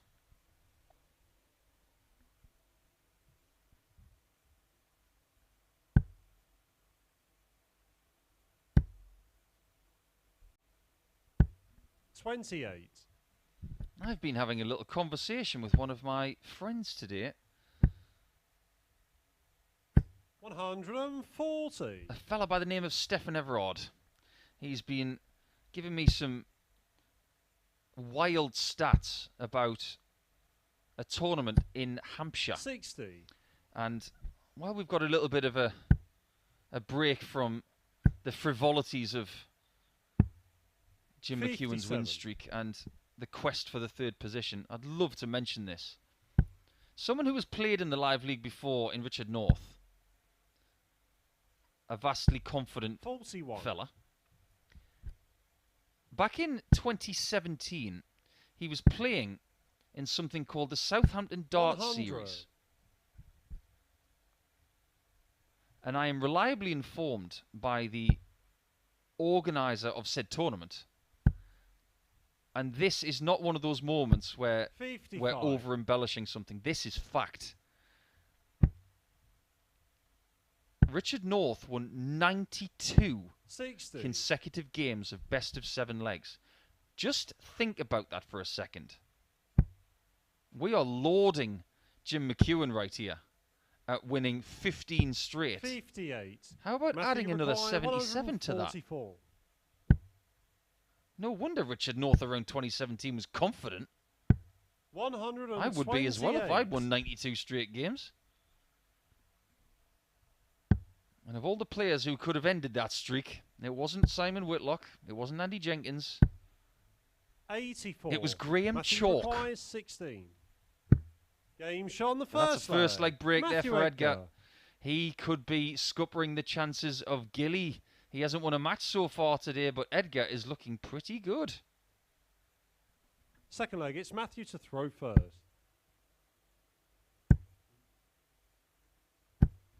And if you think about the strength of Hampshire darts, just talking about that Southampton darts series once again, we've got lots 140. of Hampshire-based dart players who have come here and shown strength, the likes of Chaz Barstow, Mike Gillett, 60. Scott Walters.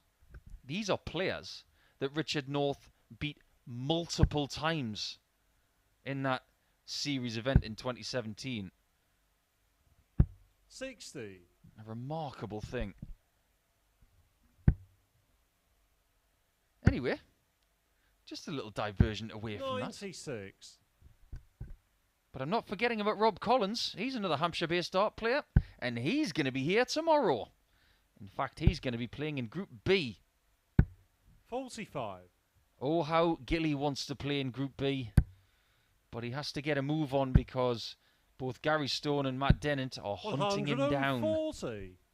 And it's now Matthew Dennant who is the biggest threat for two reasons.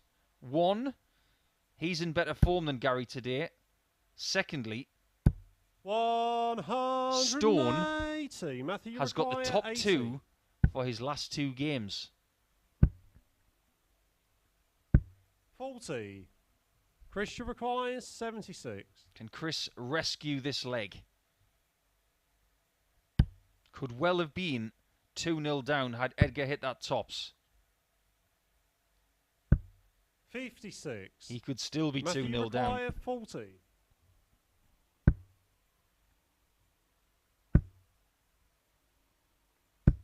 No score. But he isn't.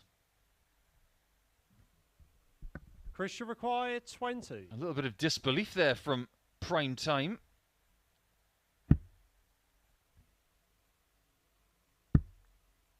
Game shot on the Gilliland second does leg. find his Chris first double in Gilliland. this match. Very fortunate indeed to be winning that second leg. Edgar knows he should be 2-0 up. Third leg, it's Chris to throw first. Game on. Edgar knows what it's like to not win in your first three games of the day. That's what happened to him on Monday. In fact, he lost all 5.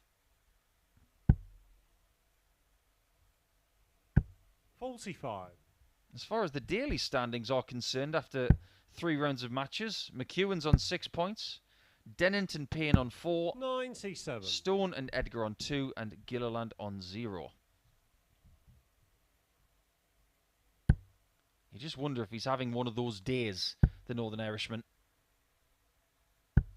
81. where it just doesn't feel right. You get those days where you put the darts in your hand and you think, they just feel alien to me. 58. He's beaten Edgar twice by 4 legs to 1 and 4 legs to 3 so far this week. He won't have contemplated 100. a defeat to Matt until maybe he lost that first leg. 43. If Edgar's got any sort of ambition to make Saturday night once again, he's going to have to do it the hard way through Group C. 87. And that's going to feature Aaron Beanie, a good friend of his. 133. So he'll have some company in the practice room. Carl Hamilton from the northeast of England will be back, as will the very dangerous Gary Blades, someone who has been doing pretty well in the amateur darts circuit this year. 140. Matthew He's also been playing some pretty good stuff on the Pro Tour as an alternate player. 58. Christian required 48. There's the 8.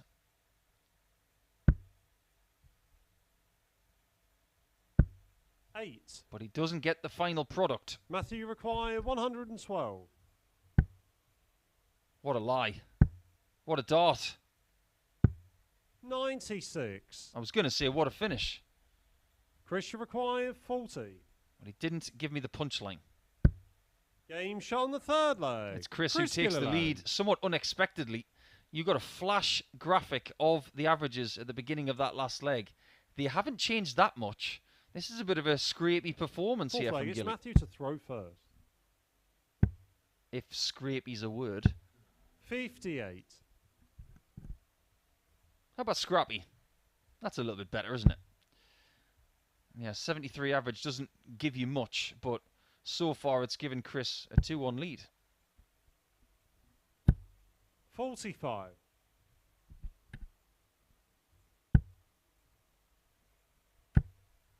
Edgar's career this year, 60. after losing his tour card in the PDC, he made Saturday night in week 2 of phase 1, week 1 of phase 2, 83. and week 3 of phase 4. So he has had a lot of success in getting to the Saturday night. His best effort 96. was coming second in that phase 4 run.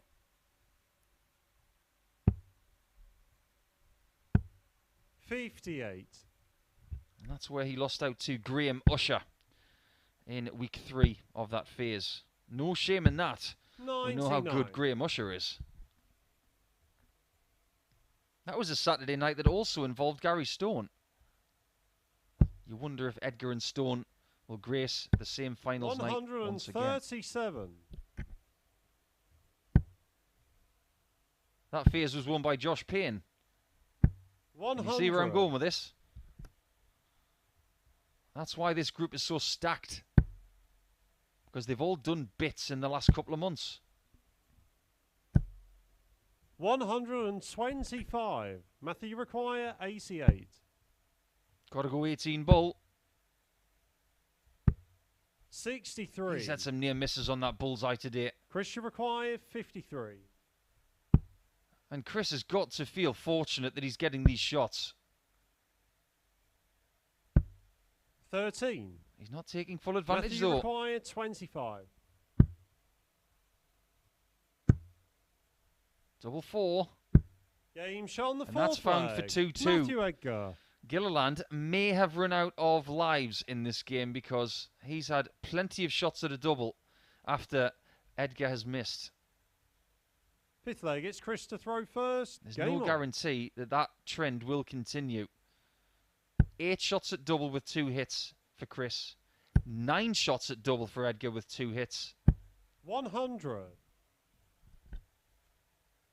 Most players at this level, if you say to them they've had 9 shots at a double in a best of 7 match, they would assume that the match is over because they would expect to hit 4 doubles out of 9 shots. 140.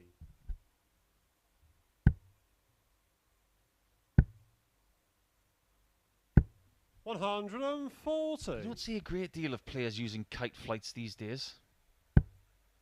Having said that, you've got the likes of Martin Lukeman these days, Johnny Clayton.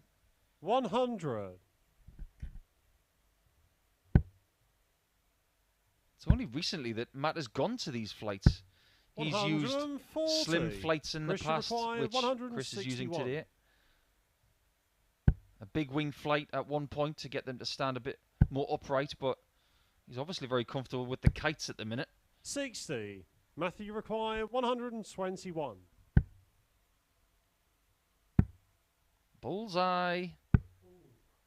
88. I think he's had more shots at the ball today than anybody else. And he has now got the biggest finish. But this is big. Game shot. That is huge. Chris Gilliland. A ton plus checkout from Gilly. The 101 gives him a 3-2 lead. And with an average just shy of 79, he is scraping by.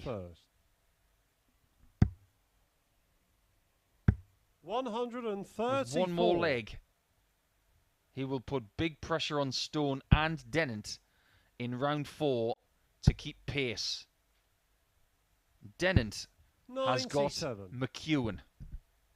Stone has got Payne. Yeah, this is a big game for Gilly because 136. both Stone and Dennant have got terribly difficult matches ahead of them.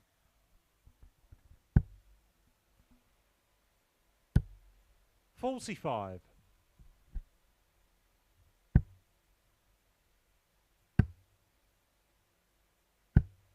47.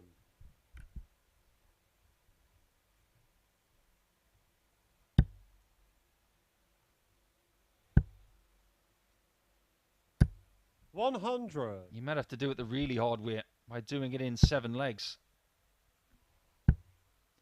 Something that he did yesterday. 100. It looks increasingly likely that he will have to go that route. This is good thinking. And very decent execution as well. I love the counting aspect of that shot. And another 59. bullseye miss for Edgar. Christian required 125. What a way this would be to finish this match off. He could do it. And he's done it with consecutive ton plus finishes. 101 followed by that 125. That will make him feel so much better because he's now got his first win of the day and the average goes up to 82 in the end, telling that he really did play well in the last couple of legs. But those checkouts, the 101 and the 125, that was the separator to give him that little buffer in that third spot. So over to you, Gary Stone. You've now got to beat Josh Payne to keep pace, and that game is coming up after this.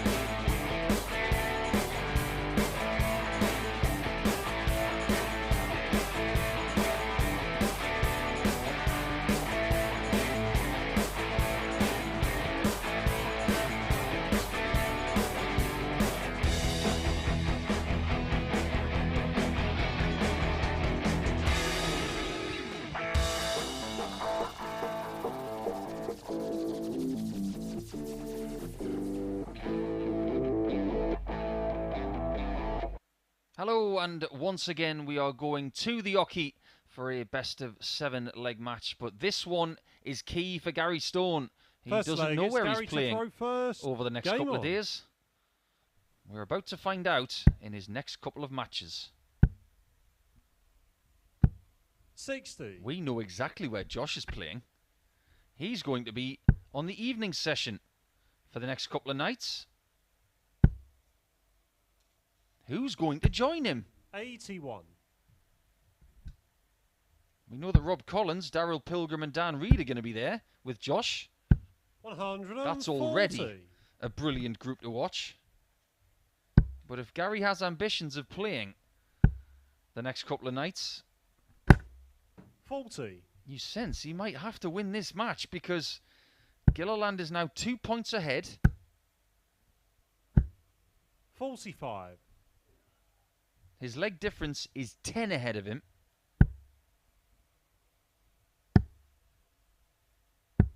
And there's just a 84. small matter of Gary playing against Chris in match number 13. 100. Because of that leg difference, Gary's got to win this game and against Gilliland to stand a chance. Oh, what a 180 that is. 180. Gary require Look 156. how close they were together. 100. And this is Josh being played at a require rather fast pace. 116. Maybe they're trying to break the record of the quickest match of the week, which is 7 minutes and 43 seconds. 100. That Gary, was you require Stone against 56. Edgar yesterday.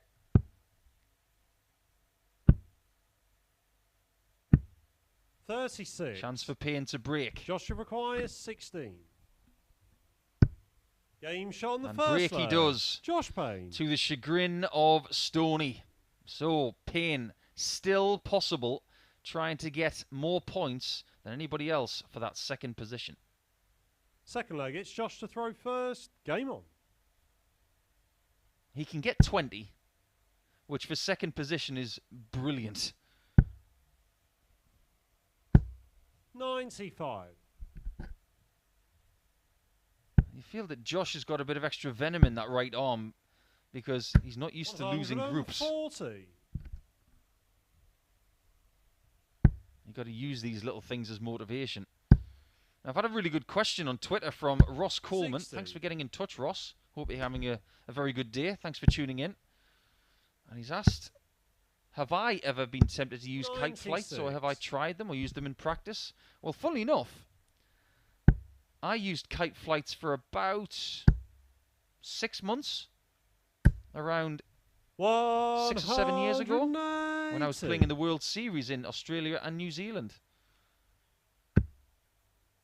It didn't work very well for me for the long term, so I ended up going back to a standard shape flight. 58. But yes, I've used them. I've given them a go.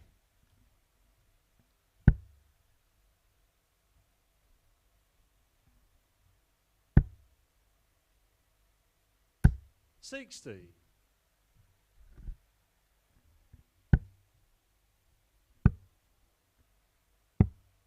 64. I think what Gary's Josh trying to do over the last 106. couple of matches is trying to play naturally. He's trying to remove the thinking aspect, which isn't necessarily a bad thing. Game shot But on what the is a second bad leg. thing is that Josh Josh Payne. is averaging close to 97 in this match, and he's already 2-0 up. It's fast becoming Third leg, it's the Gary to fastest throw game first. of the week. 100. I remember using this tactic when I played in the live league from home. I just wanted to 140. flow a little bit better. I wasn't feeling particularly 45. 100% as well. My shoulder was really hurting after playing for 3 or 4 months straight. And I thought, just remove the aiming aspect and just throw naturally. And I ended up beating Scott Mitchell with 106 57. average. It really took me by surprise. 83. Ah, those days of playing Scott Mitchell from home. And the likes of Martin Adams and Justin Smith, Jason Askew, Aaron Monk, 60. Jared Cole. There were some tough times, but Darts was our 100. saviour.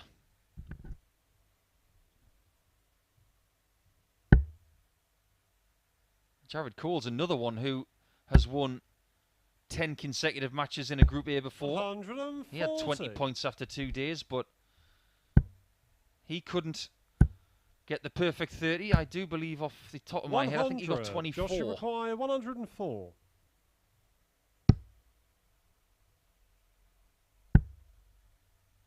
And Stone's going to get a first look 88. Gary, you require 73. at a double in this particular leg. 38. Joshua requires 16. Game shot in the third leg. Well, Josh that's 3-0 Payne. to Josh Payne. I don't know what Gary was doing in setting up the 73 because he had 54 left. Maybe he just miscounted, but he's 3-0 down. Fourth leg, it's Josh to throw first. Game on.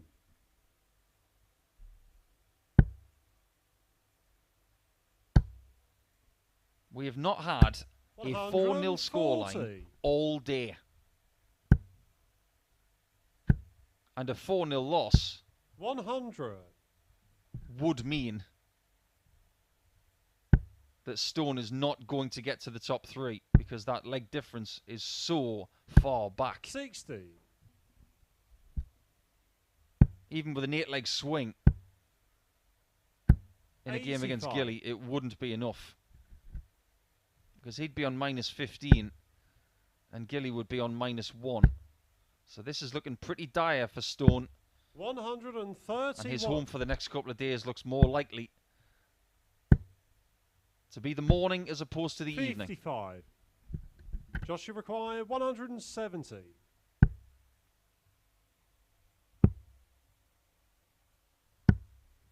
$44. Josh's biggest finish, 126. 95. Josh, you And look what he's require left. 126. He had a pop at double 6 on this earlier. And he's looking at double 6 again. Game, And he only shot, goes and wins it the by match. 4 legs to 0. Josh Payne. A brilliant performance from JP to confine Gary Stone to Group C for the next couple of days. So they won't see each other for the next 2 days because they'll be in different groups. But Josh, with his best performance of the day, and for the second time today from 2 different players, we have 4 doubles hit from 4 attempts. That's about as complete as we've seen from Josh all week. Well done. He's now on 18 points.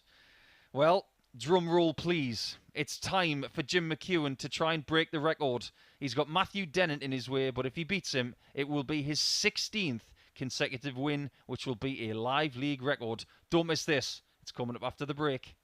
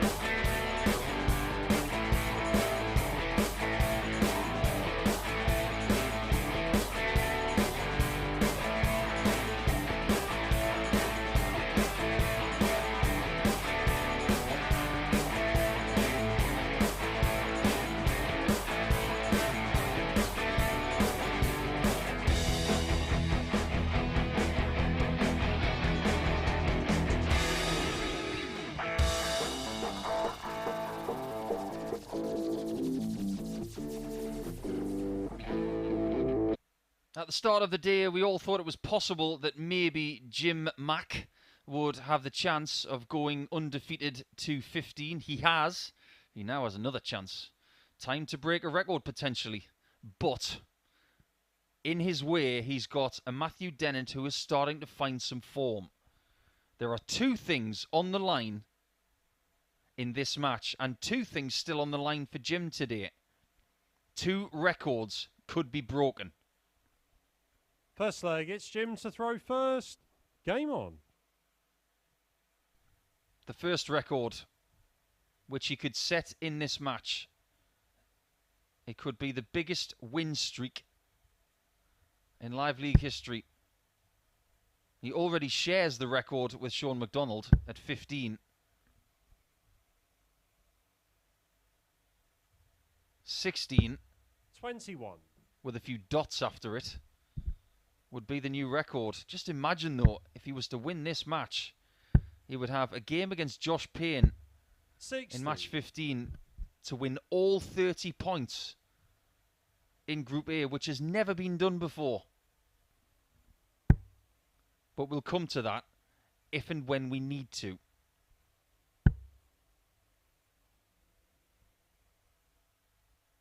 But Dennant 54. has found some form in beating Gary Stone in match number 9. He had 4 maximums, a big high 90s average. And he had some excellent finishing in there too. In fact, he has had some massive finishes today.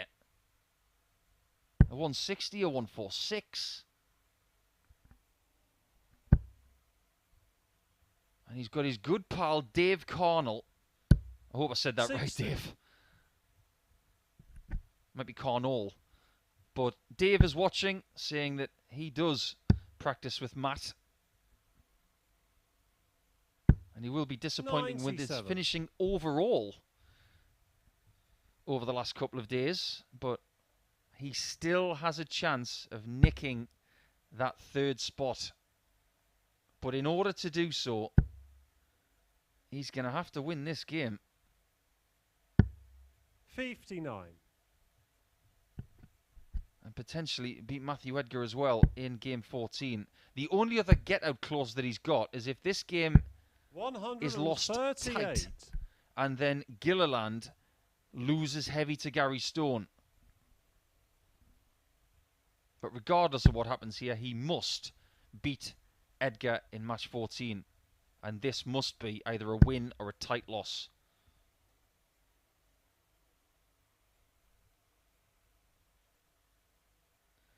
I think somebody needs to press the snooze button for Jim McEwan. He hasn't turned up at all in leg 1. 77. Matt, you require 72. Double 12. 66. I don't think you ever want to find yourself on double 3. Doesn't matter who you are or what game you're in. Nobody likes double 3. Apart from possibly our good friend here at the Live League, Richard Ashdown. 99. Matt, you require 6. Straight for it. Game Oh, shot you on the bet. first leg. 16-dot break of throw.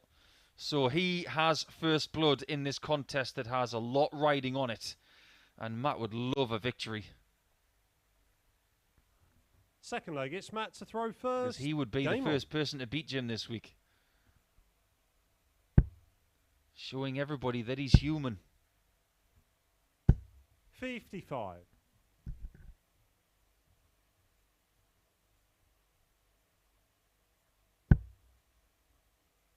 That's a better first start. That was missing in leg number 1. But how about this? 100. We'll talk about this while we can. Jim did not get a shot at a double in that first leg. But so far today, he's had 16 140.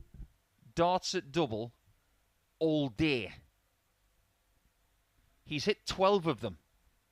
75% on doubles for 3 matches. That is borderline ridiculous.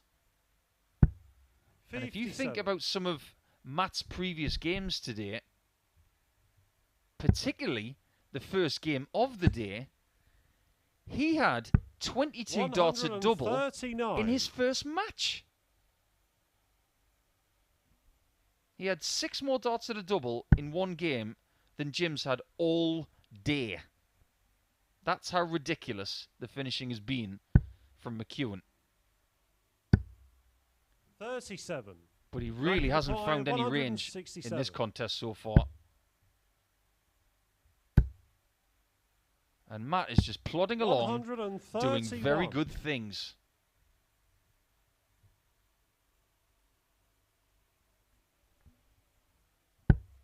In fact, at this early stage, he's averaging well over 103. And McEwan, well, he isn't. 180. Matt, you require 36.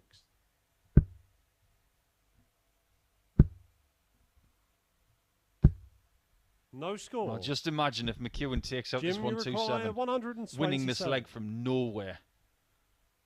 A somewhat dead cat 180 to leave the 127, and he's not going to take it. But that would have been a real game changer had he taken that.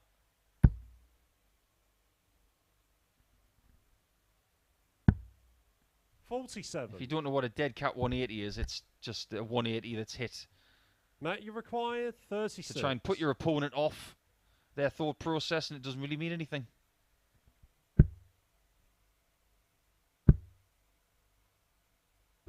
Game shot on the second he was leg. dicing with it, wasn't he? That is his 6th dart at double 18 in that leg. He doesn't go down the same route as earlier with constant misses. He's now 2-0 up. Third leg, it's Jim to throw first. Game on. That's 34 darts for the first 2 legs. For Matt, that is. Both victories for McEwan over the last couple of days over Dennant were 4 legs to 2. 180. He could get a third 4-2, but will have to win the next 4 legs to do that. 97. More than anything else, if he just wants to win the game, he's going to have to play better. He's had some sketchy averages in the middle of yesterday's play where I think he just hit the wall a little bit. In 100. fact, beating Chris Gilliland yesterday was an 81.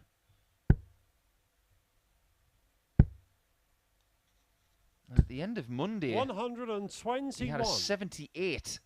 In fact, it was a 79, I do beg your pardon, in beating Josh Payne.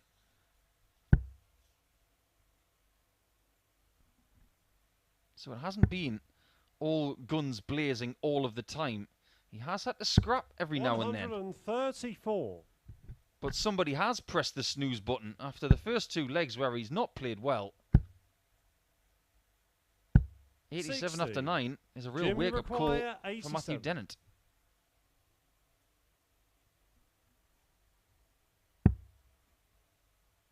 He can comfortably leave tops here.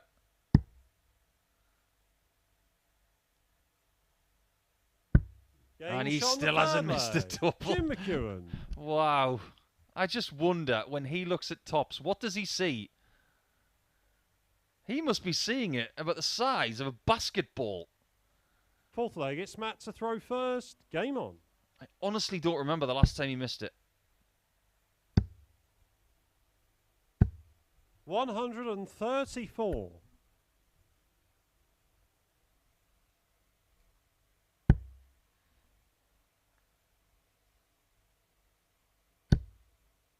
He has definitely kicked it.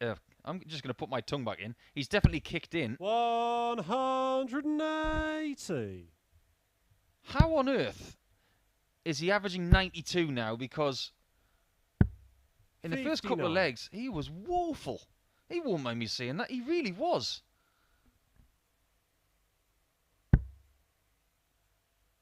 But some people are slow starters. Good friend of mine, Callan Ridd's, a regular viewer of the live league 100. from up there in Bedlington in Northumberland. He was always noted as a bit of a slow starter, but he seems to have fixed that over the last couple of years. 92. Second consecutive leg where McEwan has left 221 after 6.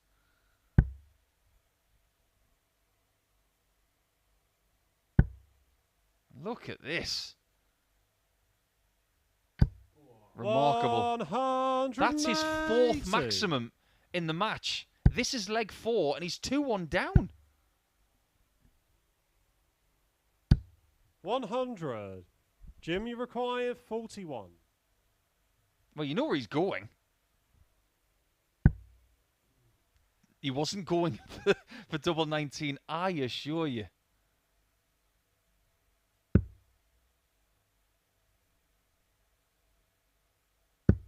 But he finds it anyway.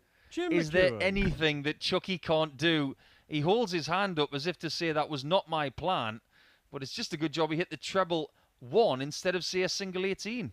5th leg, it's Jim to throw first. Game on. Amazing stuff.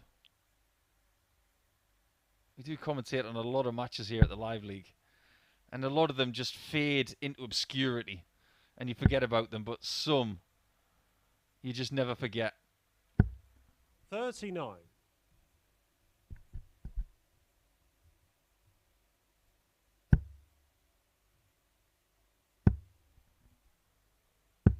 96. I'm actually keeping track of his doubles percentage for the day now. It's slipped to a meager 74%. He hasn't even had 20 darts at a double today so far. This is his 4th game. 100. Pick your superlative and describe Jim McEwan as you wish. It's no wonder that so many people fancied him to win the WDF World Championship back in April.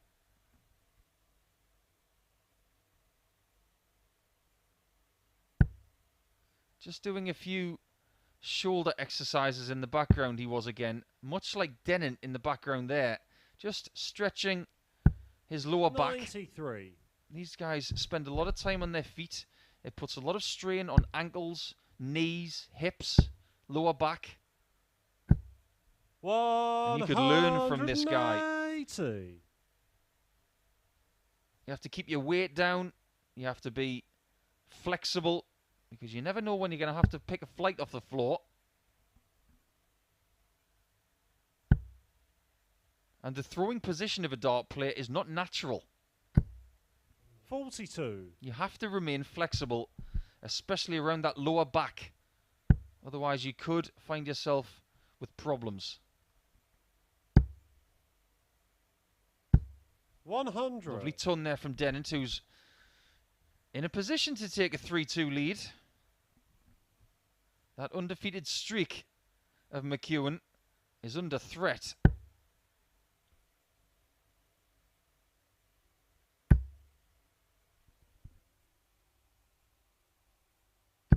$140. What an exchange this could you be, though. require 80. This is monstrous for Dennant. It's for a break of throw. 60. Can McEwan Jim, take the lead after being 87. 2-0 down?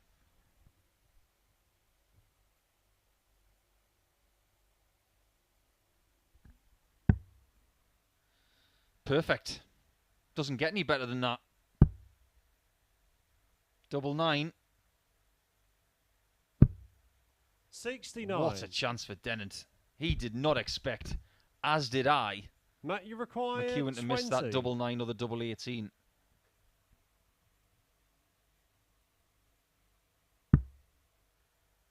Fives. No score. Has to bust it. Jim, you require 80. Is this the game where McEwan gets his little slice of fortune?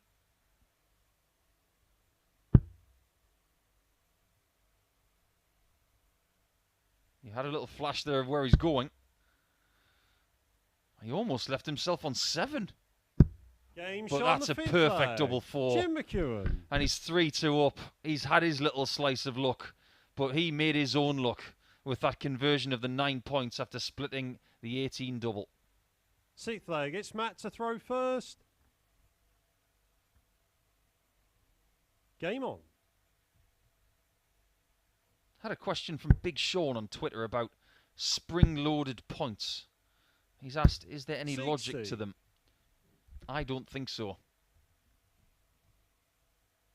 I don't think there's a great deal of benefit in steel-tip darts of people using points that are spring-loaded or flexible. I think they should be rigid, like all 6 players are using today. 140. And I don't think we're that far away from regulating points.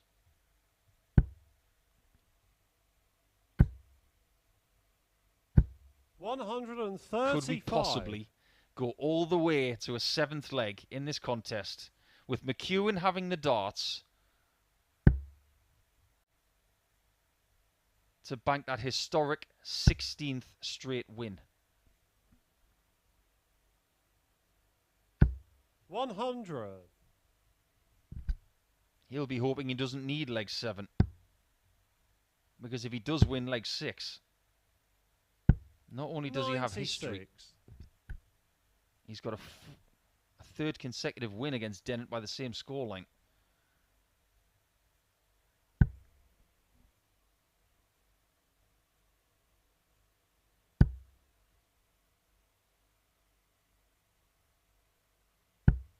$45. He had the darts at his mercy, but he's handed them back to the scholar, who's got plenty in the workbook. 132. What McEwan would give for 5th maximum. This game has been littered with maximums. We've got 5 of them. 2nd best maximum style game that we've had this week. 96. Matt, you require 78. To save the match. 38. To win the Jim, match. you require 120. And to create his own little slice of live league history. He needs the 61st. And doesn't get a shot at double top in this visit.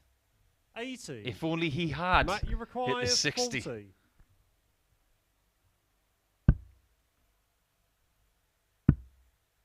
This is awkward. 30. It proved to be too awkward. Jim, you require 40. History is on a plate, Jim. It's yours if you want it. Sean McDonald, are you watching? Game, Because your shots, record and has the been match. broken. Jim McEwan. That's now 16 straight wins for Jim McEwan. What an effort. And he now has another slice of history in his future potentially. If he can win 15 straight games in Group A, he will be the first person in Live League history to win 15 games in Group A. But that was a very plucky performance. The checkered percentage, a lowly 50%. His worst doubles performance of the day. But does he care? No, he doesn't. He's now got 28 points in Group A. I need to take a breather. I'm sure you do too. But when we come back, it'll be the final round of matches for Wednesday.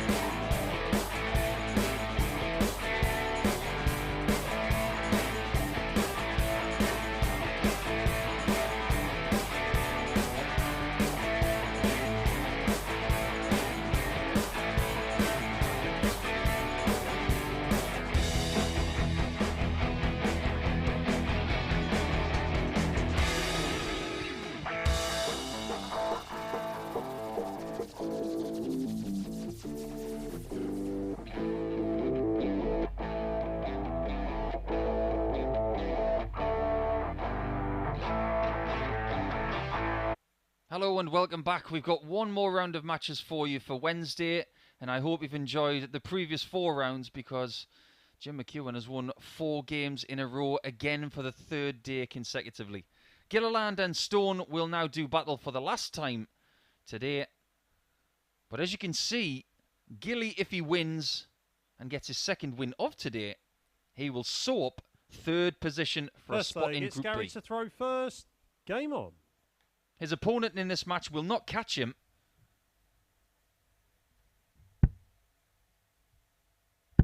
But Gilly may even know 85. that he doesn't have to win this match to soap a Group B spot.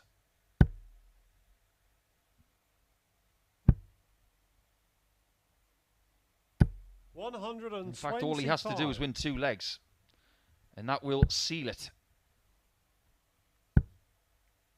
If he does that and loses 4-2 to Gary Stone, he will finish on 12 points and a leg difference of -3, and that is something that Matthew Dennant couldn't beat. 140.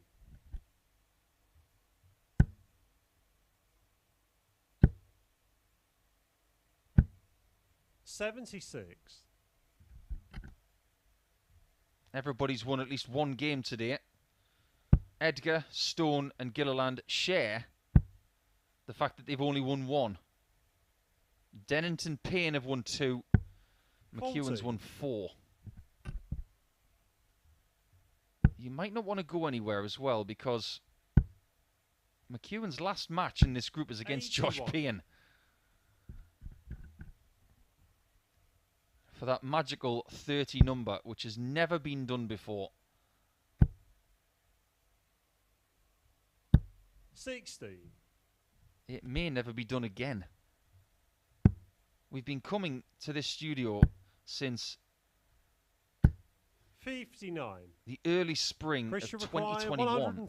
Nobody has ever gone through a Group A with 3 days of it and won all the matches. 96. But right now, that's not on the mind of the Northern Irishman. He just wants to win 2 legs. And prospectively, another match. 85. Christian require 40. A win would get him to 14 points, which isn't a bad total at all. Double 5. Game Yeah, shot well on the found. first leg. Chris Gilliland. Solid 18 dart leg there from Chris. And even if he does get to 14 points, just to paint a bit of a picture, that's less than halfway. Second leg, it's Chris to throw first. Game on. Halfway is 15 points, which you can't get because there are no draws here in these groups. 100.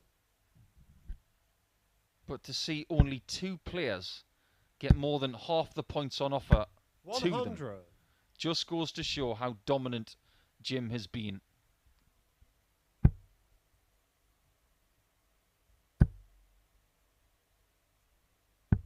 And I've done a little number crunching as well. For the day, he's 67% on his doubles. I've never seen that from any player in all my time in this chair. Not over 3 days. But we've seen some patience from Chris. First couple of games today, he was 100. struggling to get anywhere close to his opponents, really. Lost 4-1 to McEwan. Lost 4-1 to Dennant. 140. Christian Then he lost 4-3 to Josh Payne in a good quality encounter.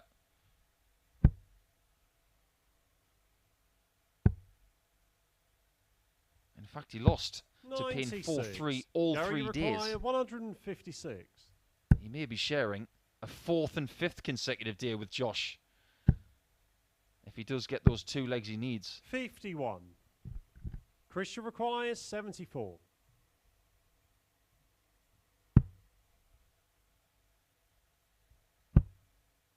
Doubles the lead on tops, potentially. 54. And that one Gary, just dives a little bit at the end.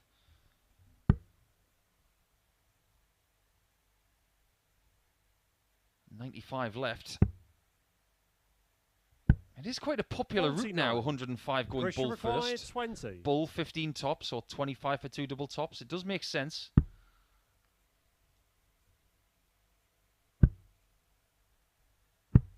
No score. Nobody likes leaving 5 with 1 dart left. Game shot on the second leg. I can't remember the last time that Gary Stone hit tops, first time of asking, on a combination. That has been probably his biggest weakness this week. Third leg, it's Gary to throw first. Game on. And he should put a feather in his cap there because he put it right. He is someone, in my opinion, who doesn't give himself enough credit.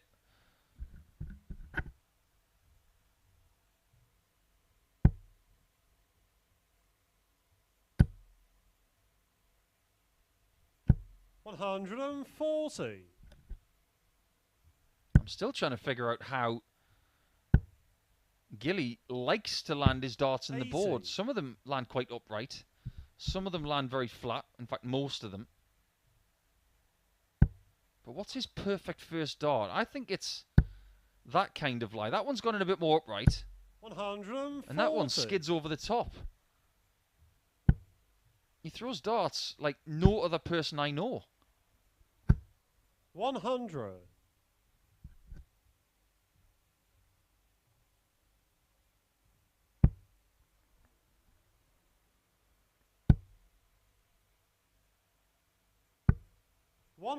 He's got a bit of a look of the Sheamuses, hasn't he?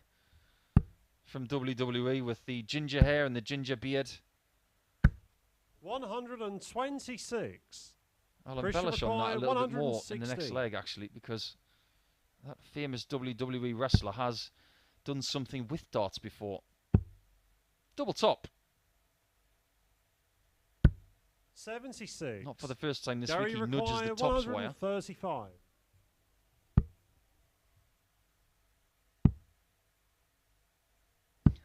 Did he really go? 80.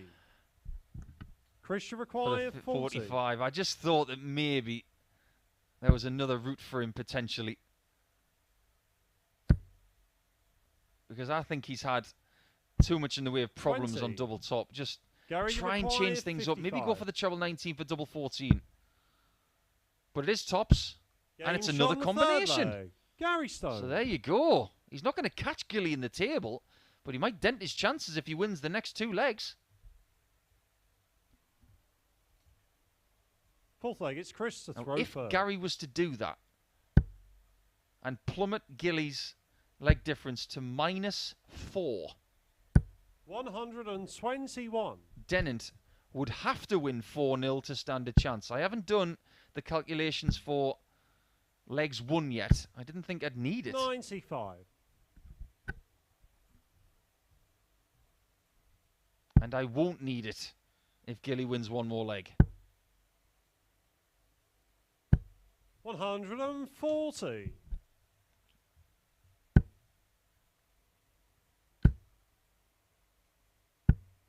$140. Yesterday, I characterised Gary's darts looking like the bottom of a spring onion. I stand by it. I'm pretty sure Gary's darts don't taste as good. 100. Probably a little bit too much iron in them.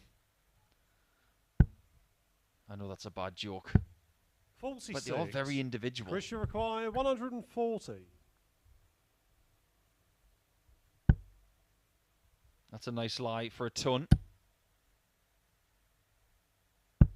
100. Perfectly done. From the man who's missed 9 darts at double in this match so far. 100. Gary has missed Christian require none. 40.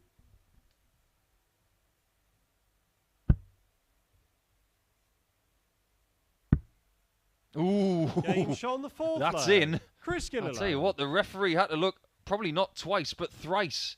I, for a second, thought that was in the double 15, but it was in the red bit. Fifth leg, it's Gary And to what throw we can first. now Game confirm on. is that Gilliland is in Group B with Josh Payne. He will be playing tomorrow night, 60. not tomorrow during the day. And that also means that Matthew Dennant is playing in Group C, so everybody's league position is now sorted out. 95.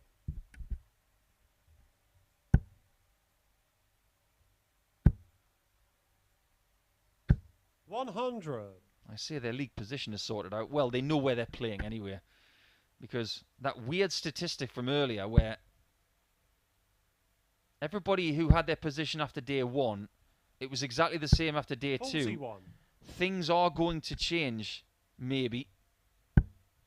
If Stone loses this game, 140. it means that Matthew Dennant will go to 4th position and Stone will go to 5th.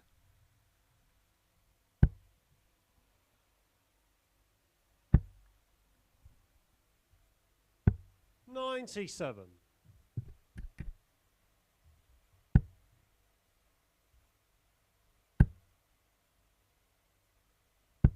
60. That was a tired visit from Gary. But he does have a very handy 127-point lead. 98. Gary, you require 141. I'll try and trim off the odd number. We didn't want to do that. 41. Sound like a Harry Enfield character, don't Chris, I? you Oh, you didn't want to require do that. 170. Well, you do want to do this. I said you do want to do this. 145. Gary Stone in the background. Gary, you require The highlight 100. reel of reactions. First miss start at a double. 80. And he doubles down on that as well. Chris, you require To 25. miss out on taking leg 5. Double 12. 13. Ooh, that's a big miss. Gary, you require 20.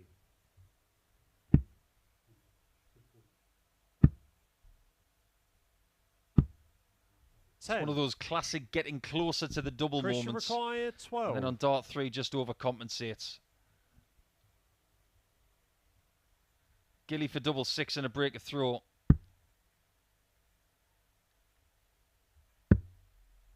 Oh, look at this for a guide for double 3.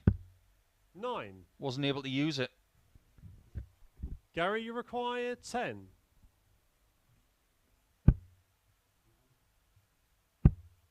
Double 2. 6. It's one of those legs that Chris, we you haven't require seen this 3. week, where both players are struggling on the doubles. Game shot on the 5th leg. It is a break of Chris throw. Gilliland. You can see how pleased he is about that one, because nobody likes a 23 dart break of throw. You should. It's a break of throw. 6th leg, it's Chris to throw first. Game on. Now cheer up, Chris, because you definitely have accomplished your mission today. You were never going to catch Jim McEwan, so the only motive you really had for today, apart from trying to win every 99. match, is solidifying your top 3 spot. You've done that. Feel good about it. 95.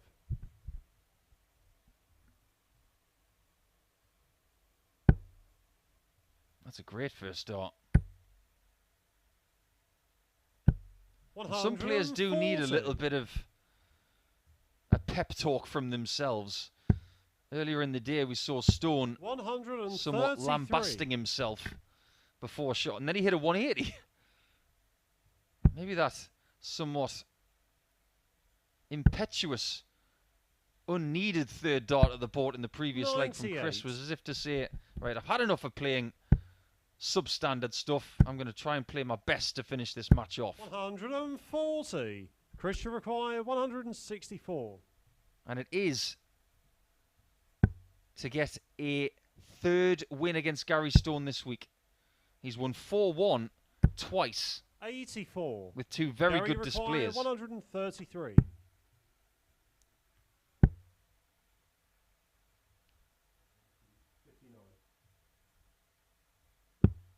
93. Nice setup, Chris, you require but this is 80. for the match. And to finish Group A in style. And he does it in style. And the match. A 14 darter, and he finishes off Gary Stone for a third time this week. 87.24. Checkered percentages. It was pretty much ruined by that penultimate leg, so we can pretty much ignore that. But what we can't ignore is that Matthew Dennant is going to play in the penultimate game of today. He's going to be up against Matthew Edgar. I'm probably going to get my words twisted. My tongue is going to be tied because it is Matthew versus Matthew coming up after the break.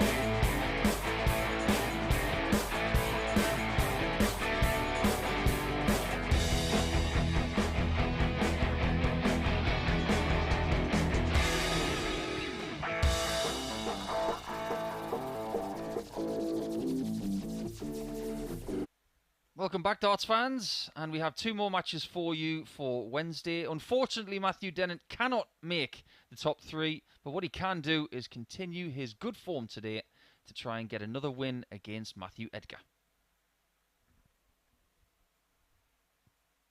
Dennant has solidified fourth spot, so we aren't going to see this morning's table replicated after another day's play. First leg, it's Matt Dennant to throw first. Game on.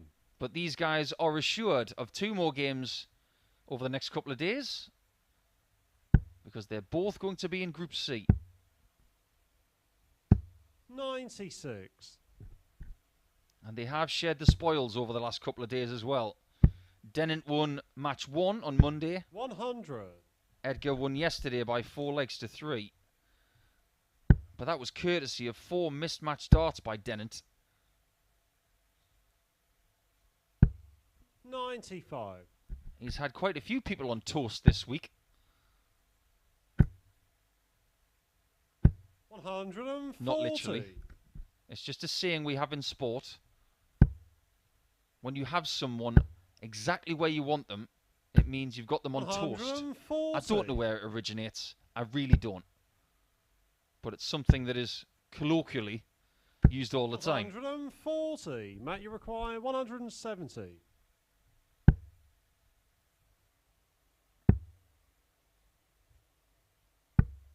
64. Matthew, you require 121.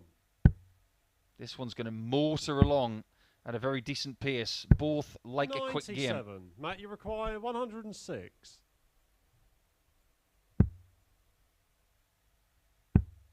No shot at double 18 for 61. Dennant. Matthew, you require 24. That looks decent. Oh, it's covered. Game shot. Oh, but not covered enough. Matthew Edgar. That's a great dart. Splitting the two darts that were guarding that 24 segment. A beautiful shot from Edgar TV. Second leg, it's Matthew Edgar throwing first. Well, let's face it. His YouTube channel is very popular. 100. And we can call him Edgar TV because he's the only person that really appears on it from a production perspective. He does invite guests on there now and again. But if you haven't watched it before, it's actually very entertaining. At first I thought it was a bit silly. But then 41. I think we all understood what he was trying to do. There are lots of darts YouTube channels out there. I don't subscribe to a great deal of them. Because I don't subscribe to too much nonsense. But I do subscribe to Edgar TV.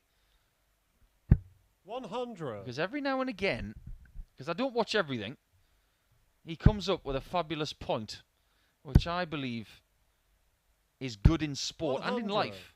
But it has to be constructive, not just for clicking purposes or for argument's sake. 60. Matt, you require Matt is someone who plays the 161. game, he understands the game, he coaches the game. 99. And he's a welcome addition to the Live League because he's a big advocate for hard 100. work. Matt, you require 62. I think that's why these two get along so well. Because they're both advocates for hard work. 46. Matthew, you require 100. Can Edgar find 60 in tops? Or the equivalent of? Ooh, double 16. 84. It's the old Mervyn King Matt, route for 80 and 2 darts. Game shot on Yeah, the well second done, leg. Matt. The Dennant. more you hit double 8, the more you've got license to stare it in the face and say, you've cost me a lot this week. Third leg, it's Matt Dennant to throw first. Game on. Just want to say a big hi to Steve, who's tweeted us, watching from Hertfordshire in England, whilst recovering from a hip 96. replacement. Steve, all the best to you. I've never been through that surgery myself, but I hear it's tricky, to say the least. I hope you're enjoying the darts. 180. And be sure to join us for the next couple of days in your recovery. All the very best to you from everybody here at Live League Darts. 93.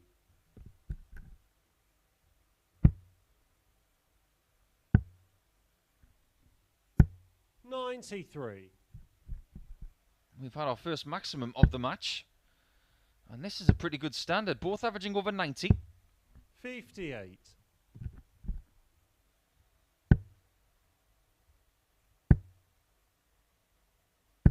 140.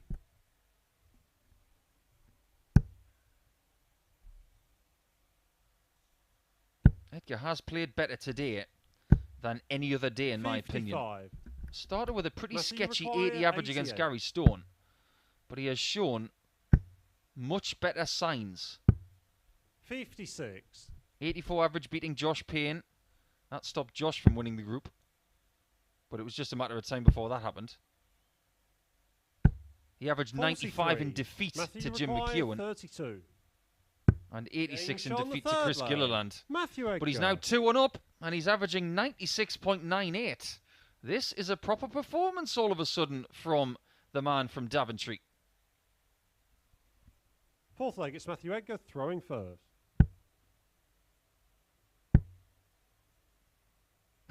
60. He's not noted as somebody to put in massive averages, funnily enough. 81. But what I do know about Matt Dennant is that he has averaged massive before. Well in 60. excess. I think off the top of my head, it was something in the region of 119, I believe it was. 60. In a challenge tour match. I'll have to do some checking about that, but I can distinctly 84. remember him posting something ridiculous at one time or another.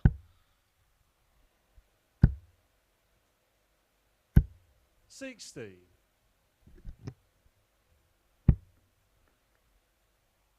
It's like I always say, when you've posted it 42. one time, you can do it again. This game is all about replication.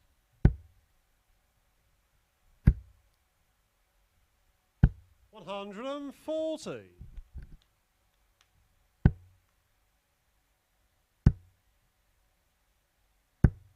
60. Matty Dennant get a 300 conversion in 6 darts.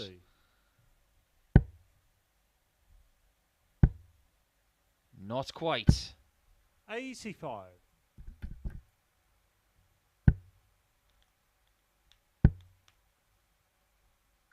125. Matt, you require 75. Big time moment in this match.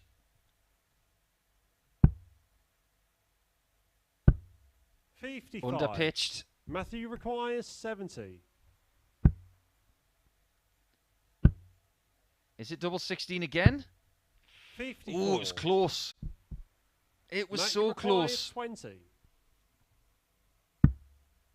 Double 5. Oh, not again. No score. That's happened Matthew too often this requires week. 16. He has missed too many doubles.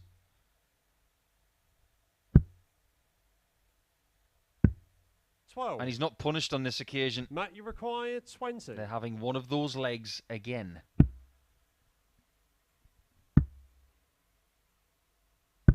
Game And this shot time he fourth finds leg. double 5 Matt Dennant. for a 24 dart hold of throw. In fact, you look at the little green arrow next to his name. That was a break. I do beg your pardon. Best of 3 from here. Fifth leg. It's Matt Dennant to throw first. Game on. I can now confirm that Matthew Dennant's personal best average in all darts is 119. In fact, it's 119 exactly. 60. Back on the 27th of January 2019, he beat Scott Dale by 5 legs to 1 140. with an average touching 40 per dart. Amazing performance. That was a challenge tour match. 97. Players and commentators like me who love a stat, when you see one like that, you tend 57. not to forget it for long. Matthew Edgar's 140. personal best was at Q School this year, funny enough. 106.35. 120. That's his best. 6 legs to 2 against Leung Kai Fan of Hong Kong.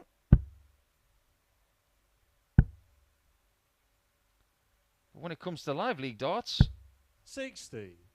Edgar's personal best is 98.61. He hasn't actually got a 3-figure average yet. 100. So maybe there's something Matt, you for require Matt to check off his list 144. potentially by the end of the week.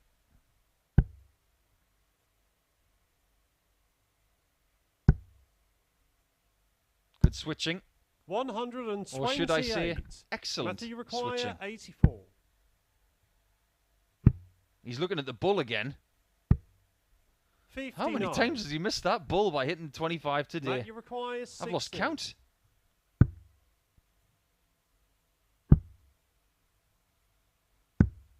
Game Ooh, right shot in the on corner. fifth leg. Matt 3-2 Dennant now, and he could well solidify that 4th position in the table with an extra 2 points. He doesn't need them, but he would very much like them. Sixth leg, it's Matthew Edgar throwing first. 180. Second 180 of the game for Edgar.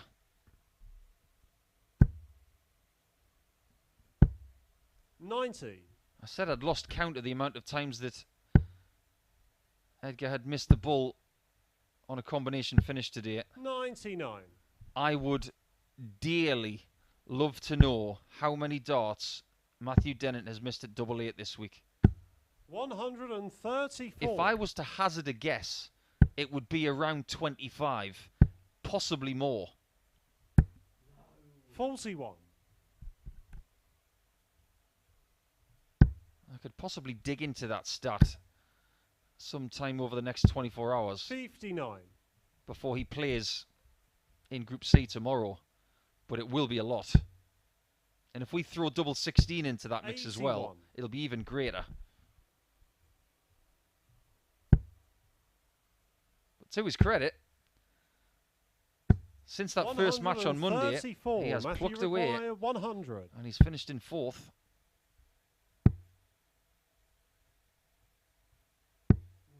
And the number 4 is 43. what he seeks Matt, you with require this 84 84. finish. Can he hit the bull? 37. Well, the line was good. Matthew, you require Just a bit short of a 57. length. Game And shot that the one sixth leg. is right in the bread Matthew basket. Edgar. So it's 3-3, and we're going to have a one-leg shootout in the penultimate match of our day between the two mats. Seventh and final leg. It's Matt Dennant to throw first.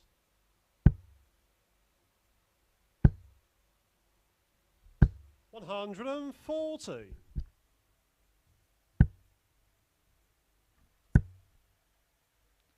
That is the fifth 44. 140-plus visit of this match for Dennant, who surprisingly has not got a maximum in this game. 100. He's been outgunned in that stat by Edgar, and that will have been a bit of a price if you decided to have that 58. on your betting slip during this match. Just remember that all betting facilities are for over 18s only. 100. Please gamble responsibly, and begambleaware.org is the website you need for more information. If you have had a flutter today, I hope you've had a fruitful 99. flutter. Matt, you require But 160. please gamble responsibly. That was a very responsible approach there from Dennant, who is only one dart away from confining Edgar to the 43. basement of the table Matt, you on require 6 24. points. Game, And that's what he does. shots, And the match. He saves Matt one of his Dennant. best legs of the week for his last leg in Group A. You see the averages were in the mid-80s. The doubles were very similar. It was one of those games. It went all the way. It was a pretty good contest, but both know that they're coming back tomorrow at 9:30 a.m. and they will play against each other for a 4th time in 4 days. We're going to see the top 2 battle in the very last game of our Group A action. It's a very big game. We could see another piece of history from McEwan, but Josh Payne has a score to settle. He wants to beat the person who stopped him from winning the group. But Jim McEwan, can you win 30 points in 3 days? After the break, it comes.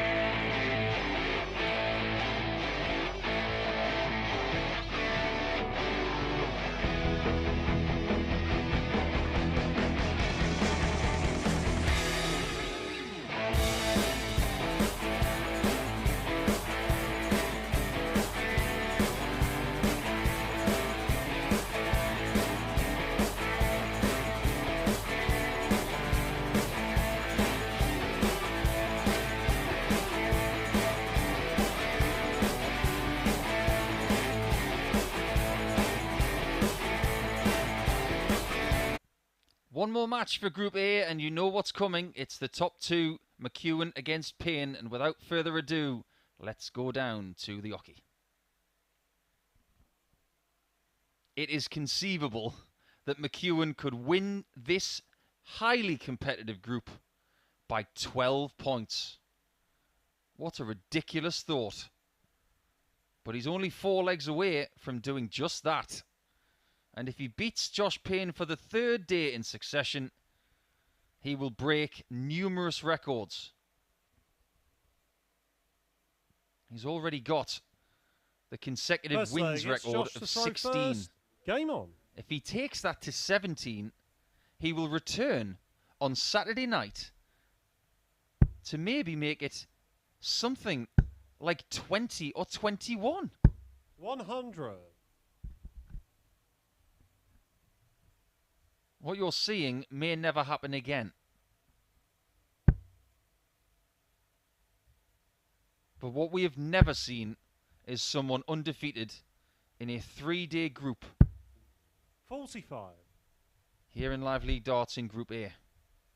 28 points is now a record shared by Colin Osborne and Jim McEwan. 57. He has beaten what Graham Hall did last week in getting 26 points. Graham Hall's leg difference last week was plus 29. With any win, 100. McEwan is going to, at worst, level that.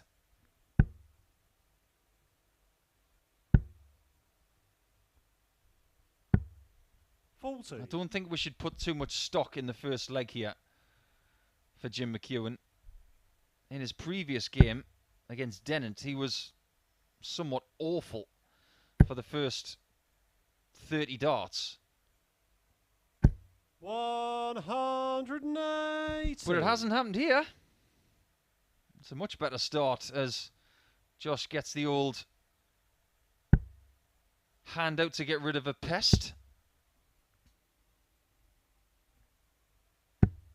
134. I can't stand these pests who invade the hockey without a ticket.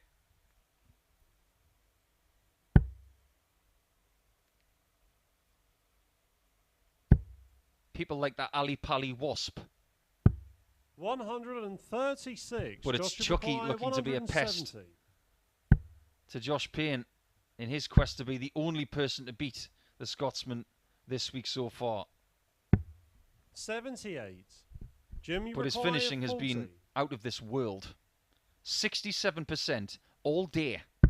And that's Game just shot on got the better. first leg. Jim McEwan. Somebody sent me a tweet maybe around 30 minutes ago saying Jim McEwan's looking at tops like this. Yeah, he sees it, he hits it. Second leg, it's Jim to throw first. Game on.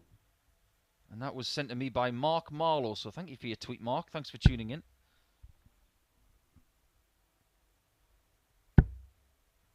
I haven't seen double top shooting like this for years. 140. There was a time when Robert Thornton, another great Scot, was hitting tops with such regularity that he could have been wearing a blindfold in the middle of an 58. 8-hour sleep, throwing it backwards with no flight, and he would still hit it.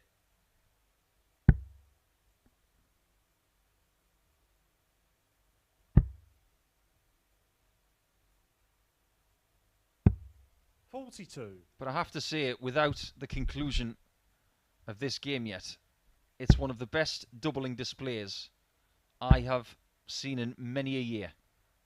100. Over the course of consecutive days as well. Johnny Clayton's doubling at the 2021 Masters will live with me forever. But that was 1 day.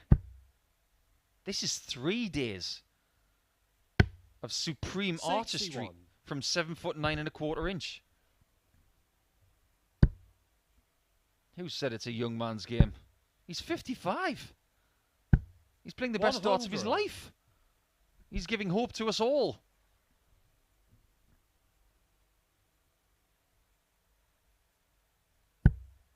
I'm not a betting man.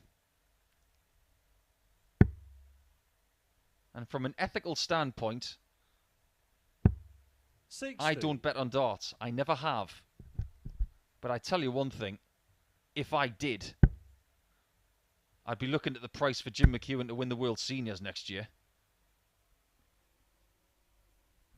And there's no guarantee he's actually in that event. Because he might get a tour card.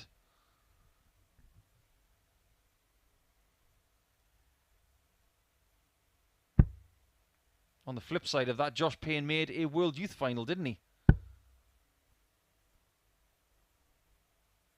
Lost out to Dimitri Vandenberg. 34. Joshua requires 66.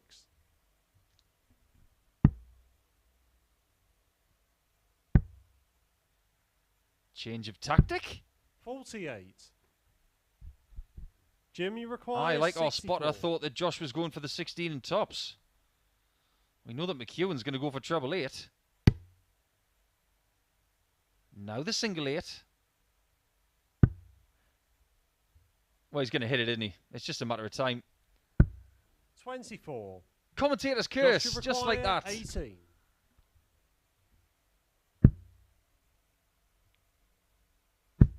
Game shot on the Lovely second shot leg. from Josh, Payne. who has changed his stems in this game. He's gone from a somewhat darker set to a lighter set.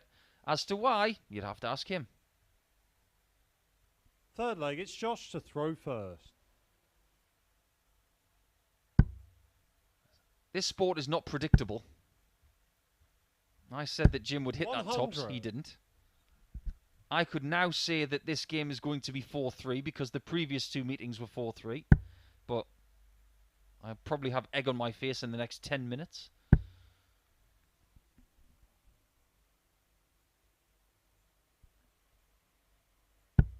$24. But what Jim can do is put everything he's got into this game. Because he knows he can have a lie-in tomorrow. He can rest, recuperate, and get ready for another Saturday night final here at Live League Darts, where he seems to be really comfortable. The winner of the Champion of Champions week back in late July.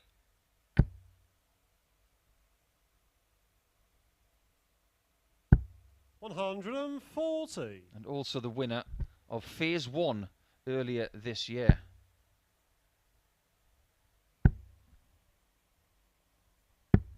$101.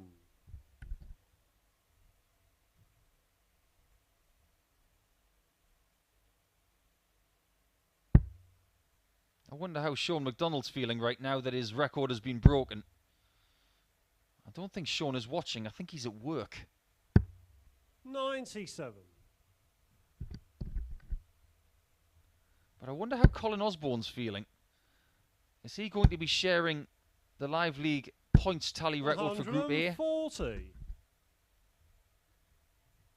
Or is Jim going to take that from him? What other records are there to break? 54. Joshua required 39. First things first, this is a very difficult game to win. Game Because shot on Payne the is third 2-1 up leg. with a 14 darter there. That's a really solid hold. He forced McEwan to get a 12 darter to hold, well, to get a win in that leg, and he just couldn't do it. Fourth leg, it's Jim to throw first. Game on.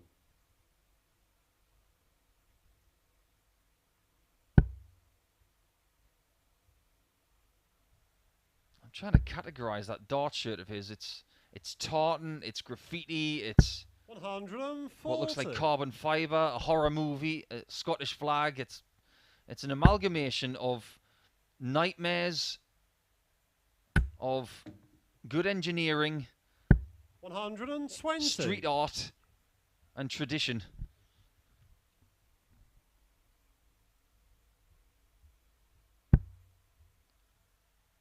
Remember when dart shirts used to be one colour, with possibly a white or a black collar? Those days are over. 100. Even for the more senior players who like the traditional dart shirt with the bowling collar. Oh no, even the likes of Kevin Painter, Jim McEwan, and some others, they've gone a little bit more 100. artistic.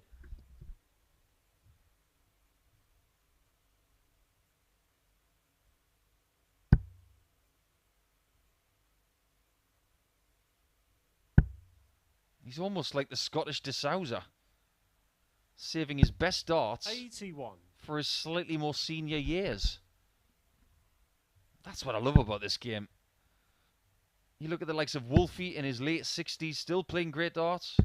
58. My old friend John McEwan from Northern Ireland playing amazing darts in his late 60s, even hitting 9 darters around about 2008, 2009. By that token, Jim's got another 15 years of greatness ahead of him. 100.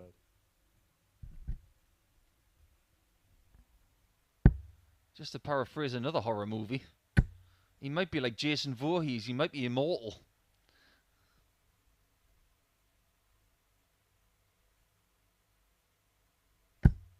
$83. Jim, you require 80. Josh gave that dart a proper stare. I wouldn't want to be that dart in the next few seconds.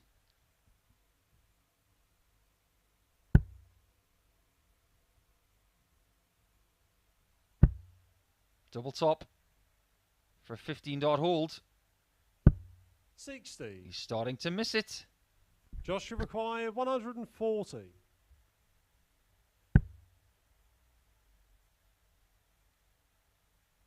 McEwan has now missed 2 darts at tops in this match. 100. Jim, you require 20. I sense he can't miss at this visit. And he doesn't. Shot on the 4th leg. He backs himself Jim on McEwan. the little baby brother of double top. The red segment in the 4 o'clock position comes up trumps for him. And we're now down to best of 3. 5th leg, it's Josh to throw first.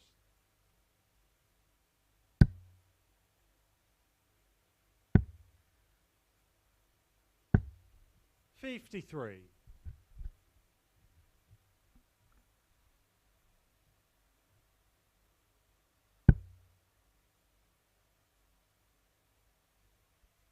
I'm trying to think of some of the things that McEwan hasn't done yet here at the Live League. One of them 95. is a finish in excess of 161. So he hasn't got the maximum finish, of which Josh has got 2 of them. So there's a box to tick. 96.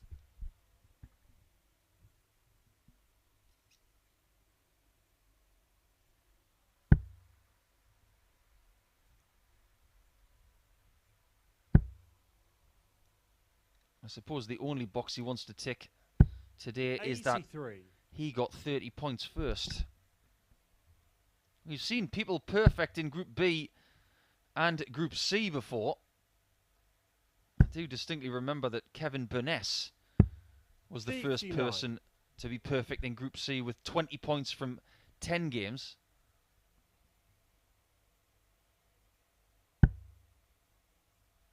But nobody has done it over 3 days. Funnily enough, last week when Graham Hall had 2 perfect days, 59. it was after he'd won 3 matches on Monday out of 5, where Tuesday and Wednesday he won 5 out of 5. He did things the other way around.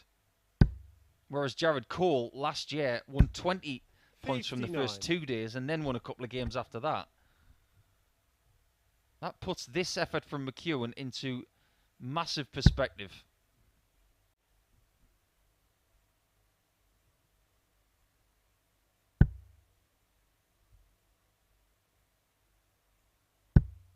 And just to paint an additional picture, I've already mentioned it, but I have to say it again. Josh Payne could have beaten McEwan the last couple of days. It was tight. But the Scotsman won both times by 4 legs to 3. And if Josh takes that ton out, the only route left for McEwan is 4-3.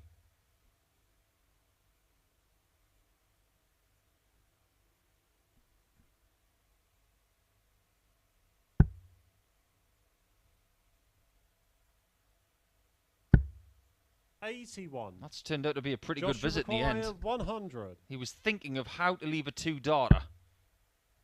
It's a 2-darter that Josh has left himself. Game shot And he takes it. Josh Payne. That's a superb recovery Because when you've got 100 and you get a treble one, you think, come on. But he didn't flinch.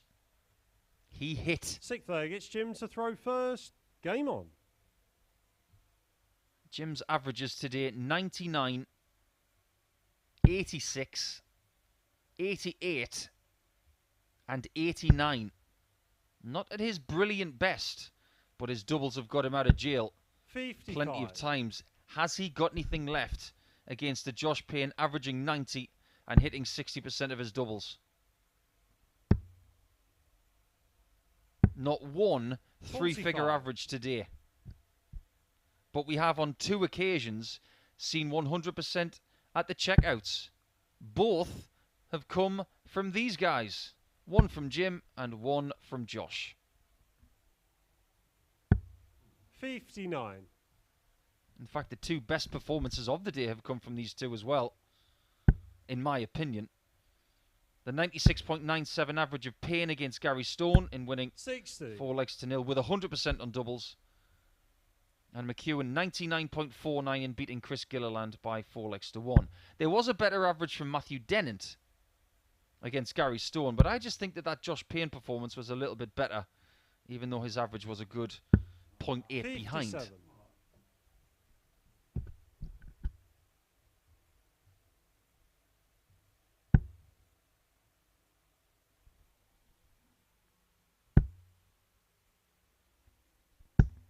57.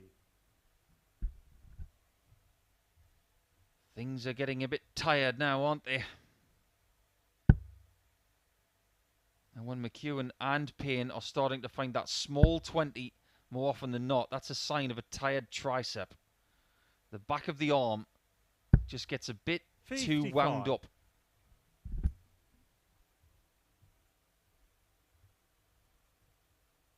This is not the kind of game that Josh likes. He likes to get on with it. And spending more time at the back of the room 140. is not what he wants. But this is something that you have to be at peace with when you play Jim McEwan.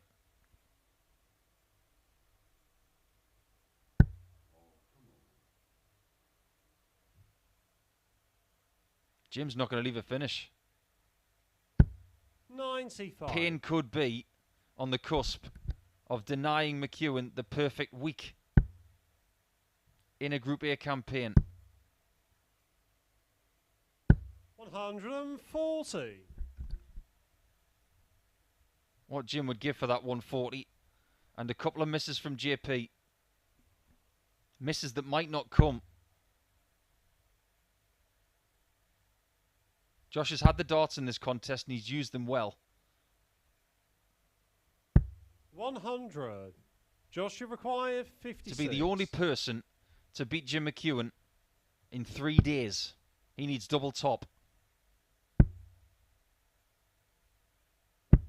36. Jim, you require 80. I don't think that's the first time he's had match darts against McEwan this week. Oh, what? He loves double top so much he's hit it twice. Ooh, that was a bit gutsy. I didn't expect him to do that. But that was a bit of showmanship to take us all the way. 7th and final leg. It's Josh to throw I first. would love to have seen the reaction of some players. Had he done that against an old school painter or maybe a Phil Taylor or something like that, they wouldn't have liked that at all. 100. But when you like a segment as much as he likes tops, why not? And for the 3rd consecutive day, we're going the distance. But if McEwan wants that record on his own, he's got to break the Payne throw. 100. Honours even after legs and scores.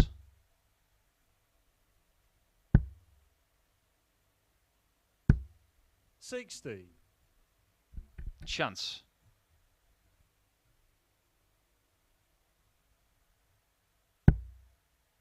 Josh has won 2 games from 4 today.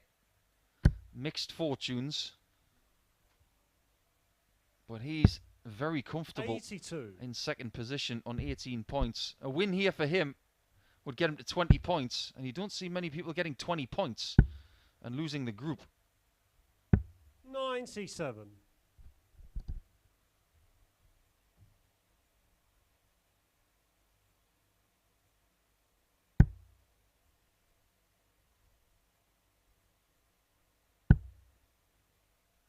Payne's in charge again. He's already missed 2 match darts. They weren't close. 54. McEwan stays in touch, but only just.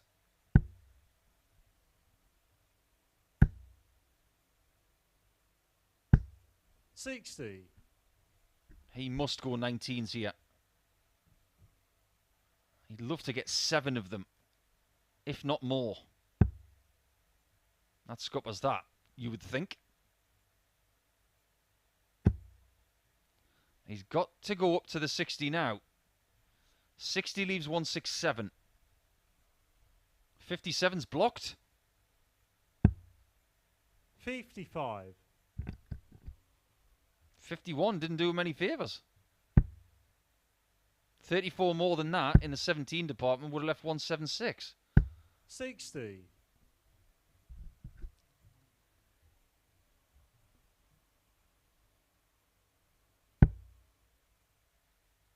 He hasn't had a 170 to finish a leg. He was dreaming of one there to leave tops. 100. Can Payne finish this game off with a 124? He finished Gary Stone off with a 126. 74. Jim, you require 110. Not to phrase a famous song by Martine McCutcheon, but is this Jim's moment? Is this his perfect moment? On double 18? 74. He had a chance. Josh, he had a dart 50. for 30 points. And he's denied the 30 points. So you can see on his face in the background there, he was perilously close to having the perfect week. But it is a shared record between himself and Colin Osborne in the end. Still a fabulous week. And it was a pretty good game, to say the least. But maybe Josh Payne did deserve to win it on the whole. His only defeat, but what a week it's been for McEwan. His run of 16 consecutive games is over. So, it's still a new record though, and he is at the top on 28 points, as you can see. Josh Payne and Chris Gilliland will go forward to Group B over the next couple of nights. Dennant, Stone and Edgar will play in Group C over the next 2 mornings. We will say hello to some new players come tomorrow morning. I hope you can join us. This is the Asset signing out for now. Enjoy the rest of your Wednesday. Take care, everybody. See you on Wednesday, and bye-bye for now.